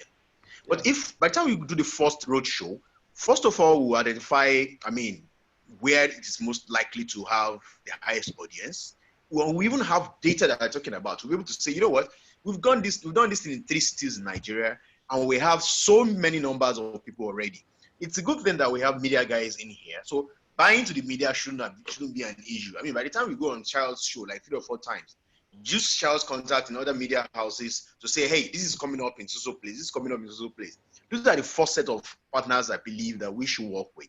Then we'll go into those places, look for large places. I mean, we can talk to a Silverbird, for instance. Well, Silverbird is not a show. I mean, I'm very sorry to say they're not a show guy. I mean, but because they have presence in most of the cities we're talking about, you can use their big halls as a start, and it's good for them because it also increases footfalls into their into their structures. So absolutely. I mean, by the time we have the media guys, we have somebody like either Silverbird or even ShopRite, right? The good thing about it is we will have gotten the train rolling. Then we can sit down and at the end of the roadshow to say, you know what, these are the data that we have. These are the games that we feel guys will key into immediately. Then we can start looking at investing. I mean, at that point, you can couple in and say, okay, you know what, we want to move. That's been the challenge that I've had. I've been trying to, Sharon knows about this. I've been trying to push Counter-Strike, Dota, you know. Where were you when we're looking for players to take to Casablanca in Morocco? Where were you? That's the thing. I wasn't even aware. I wouldn't be the one that would have followed you. It's my kids. Last November, we went to Casablanca for League of Legends. 6 boys. Oh, I didn't know. I wouldn't even go with you. I will send my boys with you. Trust me, you'll be surprised at what those 9, 8, 9, 10 I know what boys. they do. I have an idea what they do. I'll be surprised. Guys, I think one thing that Emmanuel you need to do very, very urgently, and there is also a suggestion from someone in the panel here. Whilst we're on this quote-unquote lockdown, you need to, as a matter of urgency, set up a series of online games. See, let's try whatever we can try. A series of competitions online, FIFA. So I don't waste your time. Let me respond to that. We have drive the conversation. Yes, there's an event that is currently being planned for Lagos. You know, and there's another one that we're supposed to hold. It was supposed to be a national event sometime in March. Online? No. The one for Lagos. Emmanuel, what I'm talking about now. We need online. You know, we can't do. That's what I'm saying. We need to start talking online. Can I speak about the online issue, please? Incidentally, I'm coming in from the technology end. Okay. Fantastic. You are the people we are looking for. By the grace of God, I have my footprint on IT in Nigeria. So, I mean, I think I'm also an authority and I can speak. If we say you want to go online, we'll be discouraging a lot of people and we won't make it easy. Maybe what we can do is to do the pandemic. You know, I'm just talking with respect to the situation on ground today. Yes, it's because of the pandemic. Obviously, if things change tomorrow. Otherwise, would have been going offline. Yes, we're going. Well, I will say to quickly talk about that. We're supposed to have an event in March, a national event, but because of the pandemic, it's been shifted. So sometime in August or so, it's going to happen again. But in the meantime, the online events will be taking place. Absolutely, without a doubt. Emmanuel, as Bebele was saying something, and I think it's important. Let's not lose sight of it. Right. By having this conversation today, aside doing this online thing, the next thing, like he said, very importantly, you need to start building partnerships with media houses. Radio, you know, I said it when we had that conversation. You have to start building those partnerships. Building relationships in the sense that you can build some level of goodwill. That probably won't cost you money. It probably won't cost you money. I hope I have with you and Shai already. Yes. I am putting Nigerian info on the table already. I have direct access to Femi, somebody that can call up new database. I'm recording this, so it's not like somebody that can even send this conversation if it's agreed on, to have a look at it and see how we can move. These are the kind of immediate guys that we need. Yeah. Look at those guys. Very much on point. So, look at locations. We're having this conversation. So, can you hear me? Yeah, we can. Please go on. Okay, so we're very, very traditional, whether you like it or not. Yes, social media is important, but still, you make the noise. Yeah, maybe it's offline. You see why I'm saying there's some noise on TV. I'm happy you're doing this, but it will not be enough for us to do this thing. Okay, go to sleep. that's what we're talking about. You see, when we're talking about technology, I don't think we have. I mean, the kind of what was it now? What's the technical word for it now? That we have in our networks in this country hasn't made it possible yet. Yes, we can look at, say, maybe Spectral, for instance, and do it on their network. So anybody that wants to play will be on Spectral network. Yeah, that might work. But by the time you are saying I am Line Mobile, you're on Spectral. No, Spectral, it has to be one network. Yeah, I agree with that. But again, see, I don't know, but whatever plans that's on ground should continue. But take this from me. By the time we do that road show, Exhibition Road Show, right? Even networks themselves, they want, I can assure you, I can talk to Glow One today. I can head of Glow One today. They are the ones that will come and say, you know what? We are seeing what you guys are doing. Put it on us. Because it even sells for them. And let me say this. I don't know how much, but because of my own research and everything, I can tell you what made esports very popular in South Africa is not because people are playing. It's because Telkom hosted the server. It's gone. Telkom championed the network aspect. So, I mean, you're on Telkom, you can sit anywhere on the network and play. They give priority to gamers. Gaming server, the data you use for gaming is different from data you use for browsing. Streaming, yeah. You understand? A lot of people can't join this Zoom because their network is poor. Do you understand? So while we have plain emphasis on online, don't also forget. I mean, and again, let me also speak from another industry. If we put emphasis on online and the end product is bad, you're going to scare off a lot of people. Yeah. Same reason why solar has been very poor. For that's the first thing we had to do when we started, advocating for solar. We needed models that work that people can see, not all those bad poles that are falling on the roads. You understand? So if you put too much emphasis on online and it failed for one reason or the other, what you will have done is to plant bad, things on people's mind. My children tries to play with guys from across the world from my server at home, but unfortunately, because of our lag, it's too much. We have a lot of high latency. That's what I've been looking for. High latency. Yeah. I mean, sometimes they will have, moved. I mean, before my kids, these are kids that when they're playing on the LAN, they do perfectly. They strike world records that we upload after, online. But when they are playing real time, because of the high latency that we have with our network in the country, it becomes very so it's even difficult for them to join. I don't know if you understand this line of thought. Yeah, we do. Yes, whatever plan we are doing for online, please let it continue. But I think emphasis. I don't know if you also have any action plan on ground. If not, I think this is the time for us to form a forum, a committee for the action plan. It could include everybody at the beginning, right? Yeah. And we can build up from there. Chayo, I'll be going off after this. No problem. Thank you so much. Thanks for dropping in. I'm mainly asked if there's a community in Abuja. So I'm sure Emmanuel. You'll see Emmanuel's handle. I'll just tag his Yes, there is. The guys. They will connect you with the guys in Abuja so that you can interact with them. We have to wrap up. And like I said, we don't just want to have a conversation without an action plan. And between Yemi and I, we came up with next steps. We can have additions to this, and you can have your suggestions also. We said proper structure from top to bottom, or bottom to top. Yemi wants bottom to top. Me, I said top to bottom because we're already on top. So let's cascade it down to the grassroots. But Yemi says grassroots, then we build up. Whichever way, all that matters is there's a coverage of everyone in the esports ecosystem, from the informal to the formal. The next thing we said, aggregation of all stakeholders. because I still believe that eSports Nigeria still, there was a tournament at TechX or something. Well, I can't remember the name. Sometime late last year. I'm not sure they involved eSports Nigeria, for example. Tech Plus. Was it Tech Plus? Did they involve eSports Nigeria? Some of our members were there. You know, so it wasn't. In fact, Dr. Sids actually spoke at the conference. Oh, okay. So, you know, those kind of things, there's still a missing link. So how to aggregate all stakeholders. I'm sure that's let me yeah.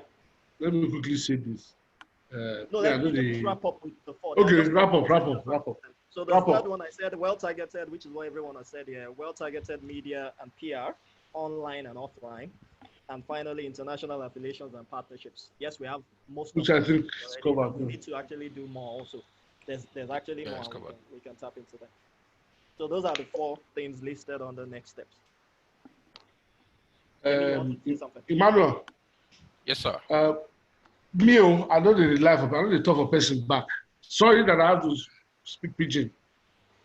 I want to know, how involved is Dr. Sid in this? Why am I saying so?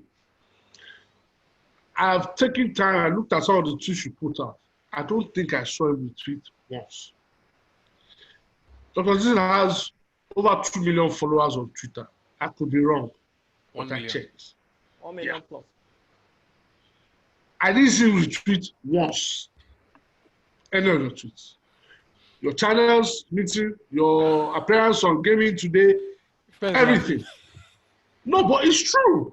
So I want to know, how involved is he in this? Is he 100% committed? Or is he a passive member? Okay.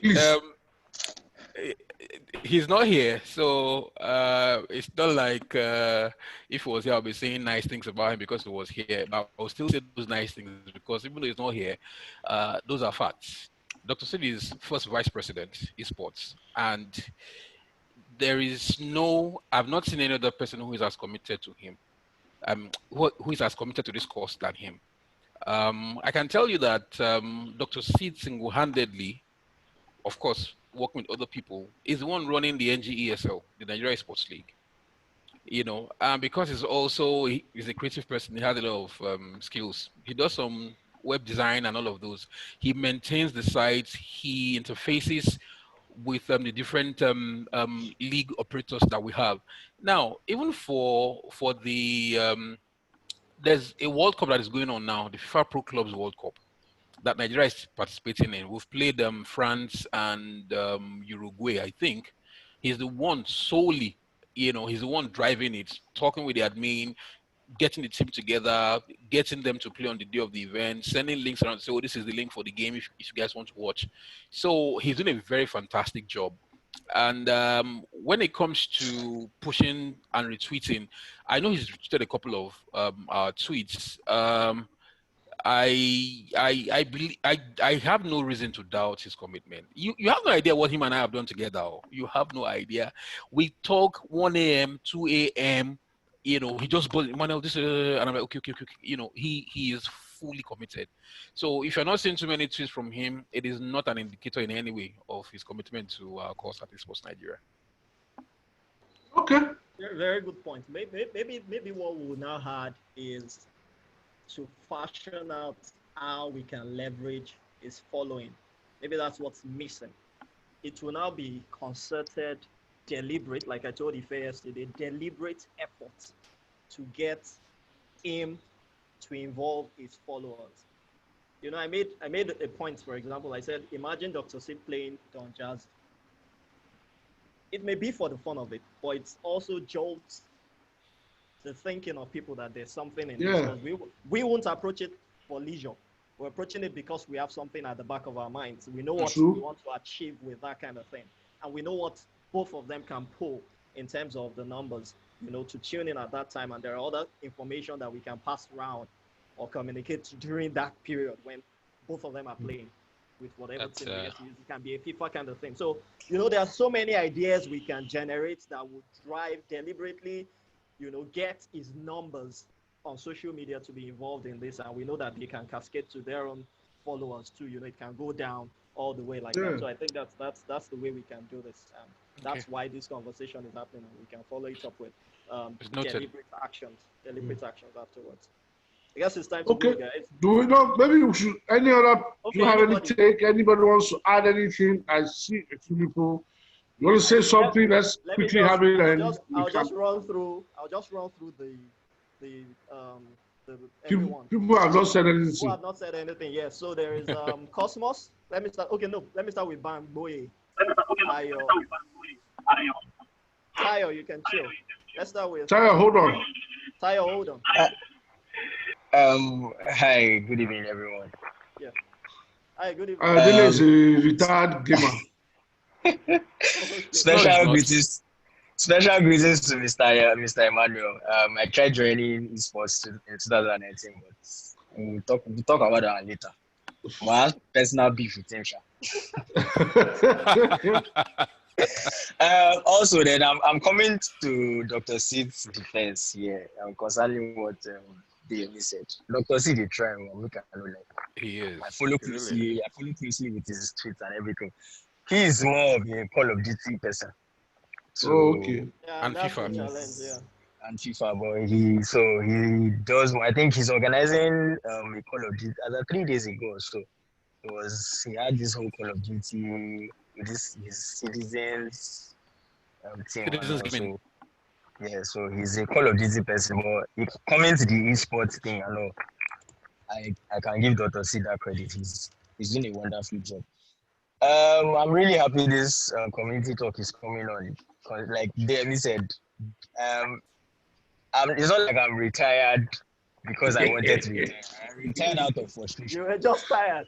I was frustrated. I think just a couple of days ago, I was just telling my story now. And considering the passion I've put into gaming over the years, if I were somewhere abroad, I wouldn't have gone to school.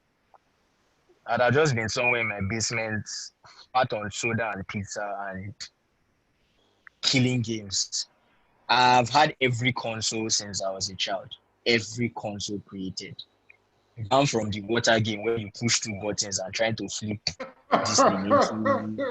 I've had everything. So long as it was game, I would want to die here. Plus my father beating me, mother beating me, but it was game and it was one thing that gave me joy. And then considering how blessed we are on this continent, it's so sad that we are so backward. With the amount of resources available to us and everything, it's sad. But I'm happy this is coming up, and with the amount of people that have spoken, it looks like it's a general thing that we're all experiencing, and I'm glad that we're looking forward to it. And I'm hopeful that yes, as time goes on, we'll have a lasting solution to all this. All right. So All right. really grateful to be here. Yeah. Thank you, Ayodele. Should we take Ife? Did Ife spoke earlier, right? Yeah, but I still have something to throw in. Okay, let's do it sharp. Closing remarks. Yes. So like Yami mentioned earlier on about the game developers in Nigeria. In Nigeria and in Africa, we have loads of game developers. If you don't know, they are. That I can assure you. Emmanuel mentioned it. There's a guy who made an FPS game about, you being a character against Boko Haram. I've seen Naija What, the What card game, Naija Ludo. I've seen, just yesterday, I saw a combat game, African combat game that is in the works. So as much as we plan on developing the esports industry in Nigeria and Africa as a whole, let's not forget them. Because I also ran across another one, and he stopped making his game. It was also an FPS game. And I was like, what stage are you in? And he was like, he just left it. And I'm like, why? Because there's no support. So let's try to. I personally on my phone, I played the Naija Words. I played the Naija Ludo. I've reached out to the guy. I've said, you're doing a great job. I've given him feedback of how to make it. Yeah, I've given him feedback of how to make it multiplayer friendly. So I think we also need to put that into perspective, because not to digress, if you go to Asia, the top games they play are games developed by their own people first before they even look at another person. So let's not forget that while we're building building the industry. If we have to all pull them together also and have a forum for them as to what challenges are you having, how can we support, and how can we play your games. If we have to hold esports tournaments around their games, so esports is 360, not just gamers. It cuts across everyone. So that's just my closing remarks. All right. Okay, so let's have Tayo. You know, we cut off Tayo. Yes, let's Tayo. That time, Tayo. Tayo Vivo. Tayo, are you there now? Okay, yeah, Tayo. can you guys hear me? Yeah, we can hear you. Okay, Yemi, thank you for inviting me for this Zoom call. It's quite very interesting. And I think my 2 cents to add to this is it will happen, whether we like it or not. The next evolution of data consumption will be gaming, trust me. So I'll digress. It's not digression. I was in an interview some time ago, and I was talking to a network, and they were like, where would I take them to if I resumed there? And I was like, gaming, because trust me, I know that the number of PlayStations that are sold around the world is a no-brainer.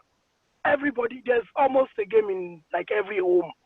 So as Jiboye said, we just need to put it together and almost prove that it can work, or prove that the numbers are there, and the brands will follow. And you guys, you need to imagine that we are in so if we're all musicians, imagine that we are in a pre-Plantation Boys era. That's the era we are. So we are trying to imagine that we are Wizkid and Davido, but we're like far behind. So we almost literally need to build the whole industry on the backs of the people that are in this Zoom call. So whether it's and somebody has talked about ecosystem, somebody has talked about value chain. Trust me, I'm a true believer. Everywhere I go, I'll tell them. I'll say, especially if it's a data or a mobile phone brand. I wanted to do something with PUBG last year because Vivo was like official global sponsor for PUBG. I'd reached out to the guy, but obviously marketing, what you want to do and what your budget to permit are two different things. But what I'm trying to say is that if the brand people will know what I'm talking about, you will get there. Because I play games. I've had exactly the story that Jiboye has said. I've had him buy me PSM points. And I've played games with my nephew in Canada. And I've played games with somebody that was in Ikeja that I met on Twitter. I was like, oh, add me up. So we just need to continue talking about it and putting it out there. It will catch on. And for the guy that was a professional gamer and gave up, trust me, we all gave up on some dream sometime in this country.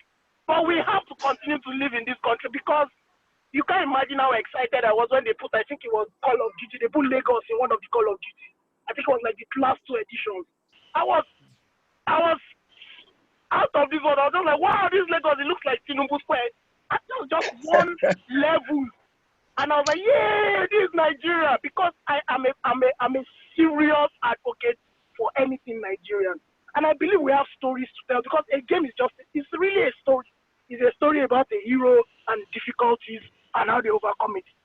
Narrated with graphics and rendering. Do you understand? So I think if we begin to look at it like that, then we will first of all not get tired and we'll continue to have these conversations and the brands will come on. At least you have like 2 disciples now. So maybe if Jiboye resumes in Coke, he can sponsor you. And maybe if I resume somewhere else, I can say, guys, come and take this 10 million and just do this what you want. But I think we'll continue to have the problems we complain about. Data, bandwidth, latency. We'll continue to have those problems. We're a third world country. But our story is real, our story is true, and do people connect to those stories? Those are the things we need to remind ourselves. The guys that went to play against the Caribbean, it's a fantastic stuff. That story should be on the sports pages. Complete sports, full page, front page. The guys that are playing the World Cup next week, they should blast it everywhere. They should tomorrow actually. We're playing tomorrow. You know, you guys should be talking about it on. I don't listen to radio too much, but that radio program you guys do every morning on BTFM, you guys should be shouting about it. Those are the stories we want to hear. you know, I don't want Kenyans asking me, oh, how is Boko Haram, how is Buhari? I want them to ask me, how do you guys play? Because when you leave Nigeria, the information people out there have about Nigeria is very limited, and it's because we don't tell them. They know our music. You know, I've gone somewhere and I was trying to describe. Okay, I was in Russia.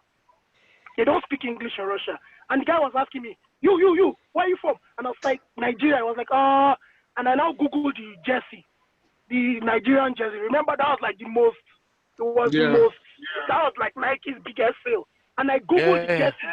And the moment I showed him the jersey, he gave me a bottle of a glass of Budweiser. I'm like, hey! And that is what people want to see. People want your, but we need to tell them whether we tell it through Nike, through eSports, or through the local developers. It's, for me, it's a story we need to tell. So this is just another avenue to tell the Nigerian story. And if for the game tomorrow, we'll share the link so that everybody can watch it live. No problem. Okay. Please share the link. We'll watch it. So thank you guys. That's my 2 cents. Thank you, Tayo. Thank you, Tayo. Quickly, Cosmos. Okay. Hi. Good evening, everybody. Can you hear me? We can hear you. Good evening, Cosmos. Okay. All right. Good evening. I'm privileged to join this. I actually forgot the 3 p.m. and I just remembered and I had to rush. And I think I got in when Barrister Sheyi Akinwumi was talking about this. And he said something about the grassroots. And, you know, I've been educated. I mean, growing up, I used to like game as well. But because of our societal constructs, at the time, mother beating you while you playing game, anybody that plays game is a no-do-well person, will not make it in life, and all those things. So, you know, I had to drop it. But the reality is that it is a big, huge business. It's huge. It's really, I mean, yesterday while I was telling Shaya to send me the link, I had to Google on it, and it's a multi-billion-dollar enterprise, and it's something that we can actually bring to Nigeria. So as a journalist, I feel that guys that are big in this thing should work, first of all, on ensuring that it gets accolades from the grassroots. Go to the grassroots, those game centers that they used to play game then, and back then 10 naira, but I think now it's 50 or 100 naira. Go back to those grassroots, ensure that, you know, we put it into the consciousness of people. And of course, for the World Cup, the game tomorrow, please, if I can get the link, it's going to be on my radio program, and I'll talk about it in whatever medium I talk and all those things. So I think it's a good thing. Let's have it. If there are newspaper people around here too, let's have it I mean, I'm sure Mr. Yemi Adesoya on his program on Beat FM and of course on Lagos Talk will be able to talk about it as well, and every other person. So this is huge. Shout out to you, Shire, for, you know, organizing this, and I hope that this will be, you know, it is not going to be once in a while thing. It's a conference that we should be having all of the time, so that we can be able to learn so much. My colleague Fumi Adeyemo, I mean, she just sent me a message that she's so angry that she couldn't join. Fumi is a tech gaming person, and even while we're doing our programs on Last Radio, she's always talking about tech, gaming, and everything. So if we can have things like this and encourage more people to come into it, trust me, just trust me, a lot of people will get to know about it, and we can take it to schools. Yes, take it to schools. Like I said, the grassroots, to schools, to our worship centers as well, you know, and you know, have a competition around it. In fact, while you are talking, I'm thinking, because I work in a university environment and I've organized 2 conferences, sports conferences, and I'm thinking, why not have an eSports competition? I'm just thinking, you know, fine, it's still cooking in my head though, but I'm just thinking, because it actually helps with learning and all those things. So I think it's a good one. Shout out to you guys, organizers. Thank you. All right, thank you, Cosmos. Let's have Biola B. Let's take Biola B. Biola B. I think that's Biola. Yeah. Hi. Good evening. Good evening. Hi, Biola. Hi. Okay. So my name is Biola. I know Shayo, Wilfred, and Nabdi. what I wanted to say was there are two things I wanted to talk about. First of all, is that I think it's very important that we leverage on our networks, that is people we know, to push this to the next level. I have a friend who worked as a developer part-time at Nintendo. He also, I don't know where he works right now, but he developed the new Tony Hawk's game. He works in the company that developed it, yeah. And I think he's even part of the meeting now because I sent him the invites. I think he's the one that is Chima. So like, you know, if we push our networks a lot, I think we can get this this industry, you know, up and running a lot in Nigeria. The second thing I wanted to talk about is the telecoms. It's very frustrating having to play games online. I'm not really a big gamer, but I play games on my phone, you know, just to relax. For me, it's not really about the competition. I play Pro Evolution Soccer on my phone. I don't play FIFA. I play Pro Evolution Soccer 20, and they have this online thing where you can play with other people online and stuff. A lot of times I lose games because of my network. A lot of times I lose games because of my network, and it's very frustrating. You know, there are times where I have to drive to a supermarket close to my house because my network is better there just to play this game. You know, I feel if we can get the telcos to do a lot better with data provision and quality, you know, so quality and quantity together, I think it will go a long way in allowing people to. That's a big ask. That's a big ask. It's beyond them. From what the barrister Kimumi explained earlier on, it's beyond them. It's the federal government has to intervene in that regard to help. I'm seeing the picture clearer now. Yeah, with seeing the difficulties that are there. Yeah, go on, please. All right. Yeah, because there are lots of people. There are lots of people who play games online. I mean, I have friends, I have cousins who spend the whole day on Fortnite buying data. These are people who aren't even working. They hustle for money to buy data to play games. And it's just, you know, if you have the quality of the service, imagine if a lot of times you have Nigerians topping charts in all these mini game competitions, then all of a sudden the world is becoming aware of the fact that they're Nigerian gamers, and then, you know, it's easier to push these things out there because literally my brother and my sister, they go on YouTube to watch all these game guys that do these promotions for new games and stuff. There's so many people that are interested in this thing. I think it's just about, like I said, leveraging our networks and getting our telcos right, getting our network service right as well, because I mean, once we do that, then it's fine. Then the last thing I want to say is that I don't know how much journalists or what journalists can do. I'm really interested in knowing how journalism or like media can be involved. Not digital marketing and social media. I'm talking about like radio and TV, because that's where I met all the people I know, and that's what I really do. So if there's a way that the radio and TV media can be very involved in these things, it's also profitable for the journalists as well. You know, I mentioned that because like the money doesn't always go around, but then I feel like that way, you know that's another way for lots of people to be involved and get things done. So that's it from me. Thank you. All right, Biola, nice one. Like Emmanuel mentioned it earlier on, there are shoutcasters, there are analysts.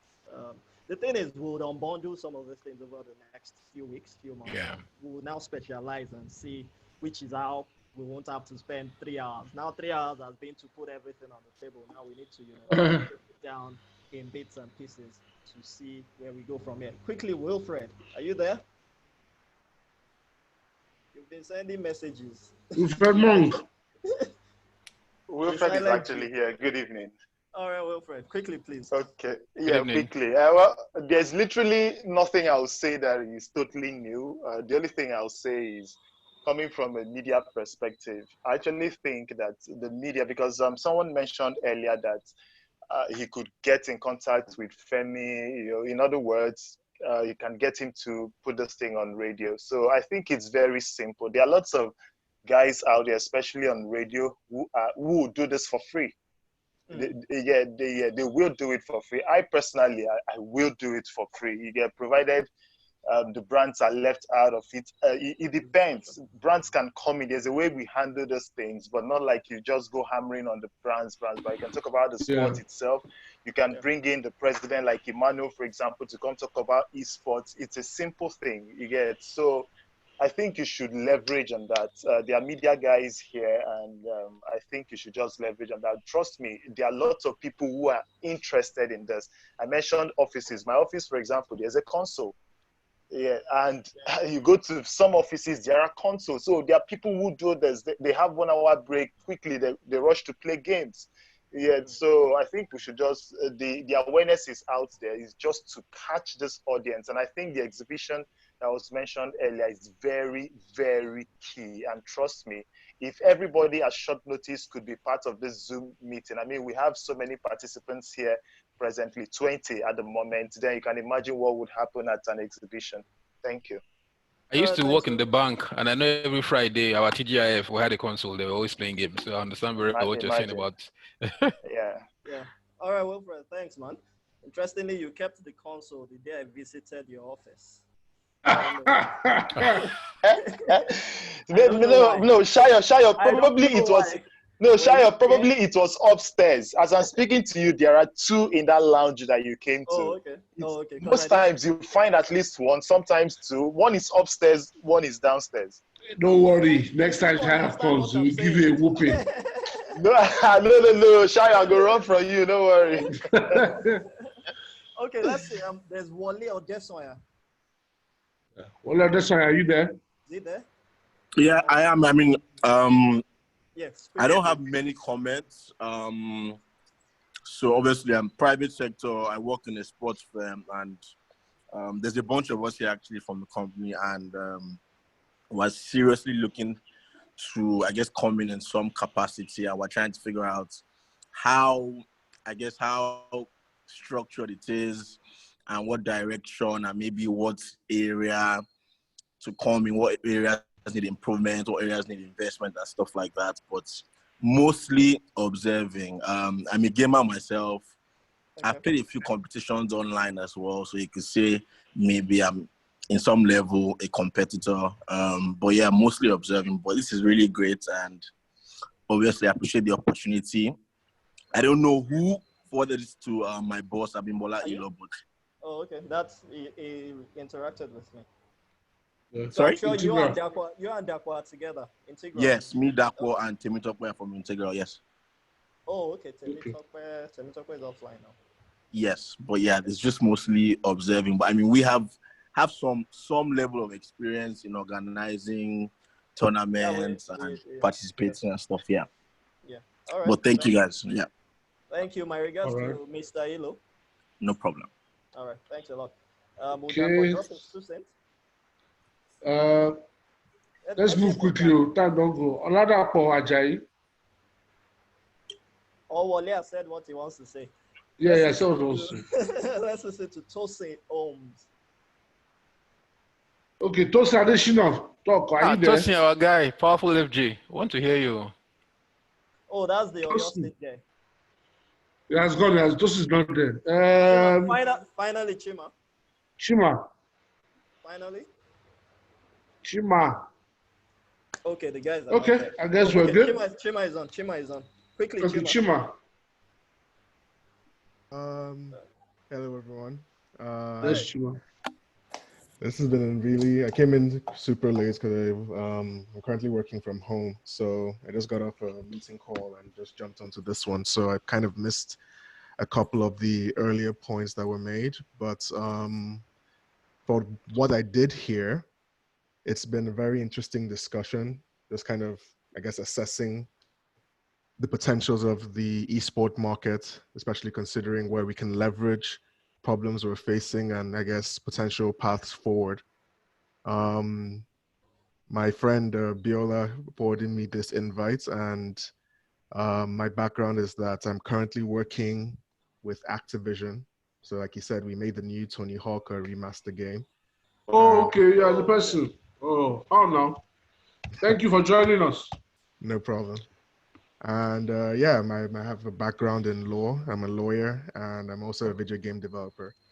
So yeah, it's interesting to see, I guess, how the landscape is changing. I'm hoping that well, with the quality and caliber of people here, that we'll see some big changes in that space as things move forward.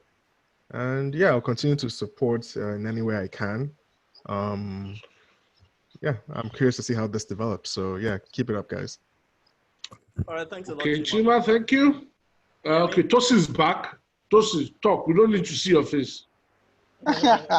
Okay, thank you very much. It was pretty nice being part of this, and I think right now, just like most people have said, it's time for us to just get to work. Enough of discussion, enough of the talking. I think it's mostly about getting a lot of events on the way, having a proper calendar. We kind of underestimate the power of having a proper calendar, outline what we want to do from probably July till the end of the year. It's one of the things that actually is giving South Africa in terms of competitive edge, in terms of commercial edge, in terms of esports. So I think that properly should be a nest. And once we have a proper calendar, I don't think there will be much in the way of corporate following and commercializing esports in Nigeria. Thank you very much. All right. Okay, so Sarah, just one more time. Let's try those. Olada Kwajaya, are you back there? Olada Kwajaya, are you back there? No. Okay, so I think we're good. Yeah, we're good. So, Yemi, closing remarks? Yes. All right. I have to say I really appreciate us having to do this. This has been fantastic. I have learned a lot today. Oh, Osage, cute baby. Yeah, she just really woke up. appreciate being here and everybody that's joined us. Thank you so much from the brands. I like the fact that we had a very, very broad participating set of people, very broad, people across industries. Richard, you want to say something? No, I just agree to now. Oh, okay. Thanks everyone. Yeah, so thank you for everybody that's joined in. We will carry on the conversation. Emmanuel, what you can do for us, most importantly, is open this up, open the industry up, post information out there, let people know how they can form esports clubs, how they can be part of esports Nigeria. You need to maybe on a weekly basis send out your newsletter, activity showing to the media, whether radio, TV, newspaper, everybody. You need to just keep making the noise. I'm available, Shai is available, Tosis is available, Wilfred is available, Cosmos has just spoken. Please send us the competition that is ongoing, send it to us. We'll put it in our news item on our shows. We'll talk about it on radio. We will start making the noise, but we need to get the information. The brands have spoken. They need to hear the noise. And at the same time, they need to start seeing it. They need to see the traction. They need to see that there's an active industry of people participating, not just people playing in their houses. They need to know that, yes, there is money to be made, there are images to be created, and brands can latch on to it. That is what they want to see. So I'm very, very excited that I did this. Very happy. I know they do something where I know they finish. Put our social media handles there for people who want to follow. Yes, so if you want to follow eSports Nigeria, it's Nigeria eSports at Nigeria eSports across all social media platforms. So guys, thank you very much. Yeah. I think I've said enough. I need a drink now. Yeah. Steven. Yeah, sorry. I wanted to ask Mr. Chima, can I just get his details, because I also have a legal background and I just kind of want to connect with him and stuff. Okay, yeah. Chima, please, if you are still on, please you can drop your contacts in the chat, what's it called, chat section. Okay, so if you want to follow Catch Me, let me even quickly ask Osage something. Osage, you seem to be very, very receptive and very open. This your other guy. If I talk something for person, I will talk out for phone. You know the hide This mouth. your other guy. Trump. Emmanuel. Emmanuel, what's this other guy's name? The FIFA guy. True boy. Why is he? Why is he like that? Well, I speak with Chuboy, but what it is I think Chuboy is under an agency, and in most cases, licensing. yeah, in most cases the agency their agency kind of like at the forefront of events or conventions and whatnot. No. But See, on a personal level, yeah, man, I don't yes, know. you're having a conversation with us now. Aren't you having a conversation with us here? He's Yes, Nigerian. He's been privileged to hit, a certain level. We should be looking to carry other people, Yeah, me, like we said for the brand, let's get to work. By the time we're doing our thing, Trueboy would aligned. Like I use No that. problem. No Sage problem. is open, so we know our own people from the beginning. Let's just take it with The guys have really been open. We've been talking for a while, and yeah. No, Sage is a good guy. He's a good guy. Very good guy. Reached I out to me appreciate you also, guys. and he's been I appreciate you promoting guys, man. Thank you guys. Thank you so much. I don't have much to say. It's been the esports conversation. Hopefully we'll break this up. Like I said, I'm hoping I can get Dev also. His name is Dev Kumar Palmer. He's the principal director of Palmer Sports. He's been a lecturer in esports, so there's a lot we can actually get from him also. Hoping I can do maybe a one-on-one that everyone can get into also and sending. Well, I think, Shia, what we should do is this. Let's try and see when it could be available. Yeah, that's what I would do. Maybe we can have a session again via this platform. Okay. Everybody can come. There's no knowledge lost. We learn from him. He tells us what he thinks we can do to also drive this thing we're trying to do. And we can use that as a basis to build. So talk to him and let's see how we can connect with him and have a session like this with him as well. No Maybe not for 3 hours, but no, it can't be 3 hours. All right, guys. Thank you. Thank you, Emmanuel. Thank you very much, everybody. Thank you so much. Thank you again, guys. So, Emmanuel, I will get the recording across to you. Please. Thank you. Yeah. All right. Me too, please. Who spoke now? Billy. My name is Billy. My guy. No, I was telling you. Don't do like that now. All right. Thank you, guys. Thank you very much. Well done, guys. Nice one. Yeah. All right. Oh. Hey. 3 hours meeting. So. Stephen, no, the same to the top. Oh, man.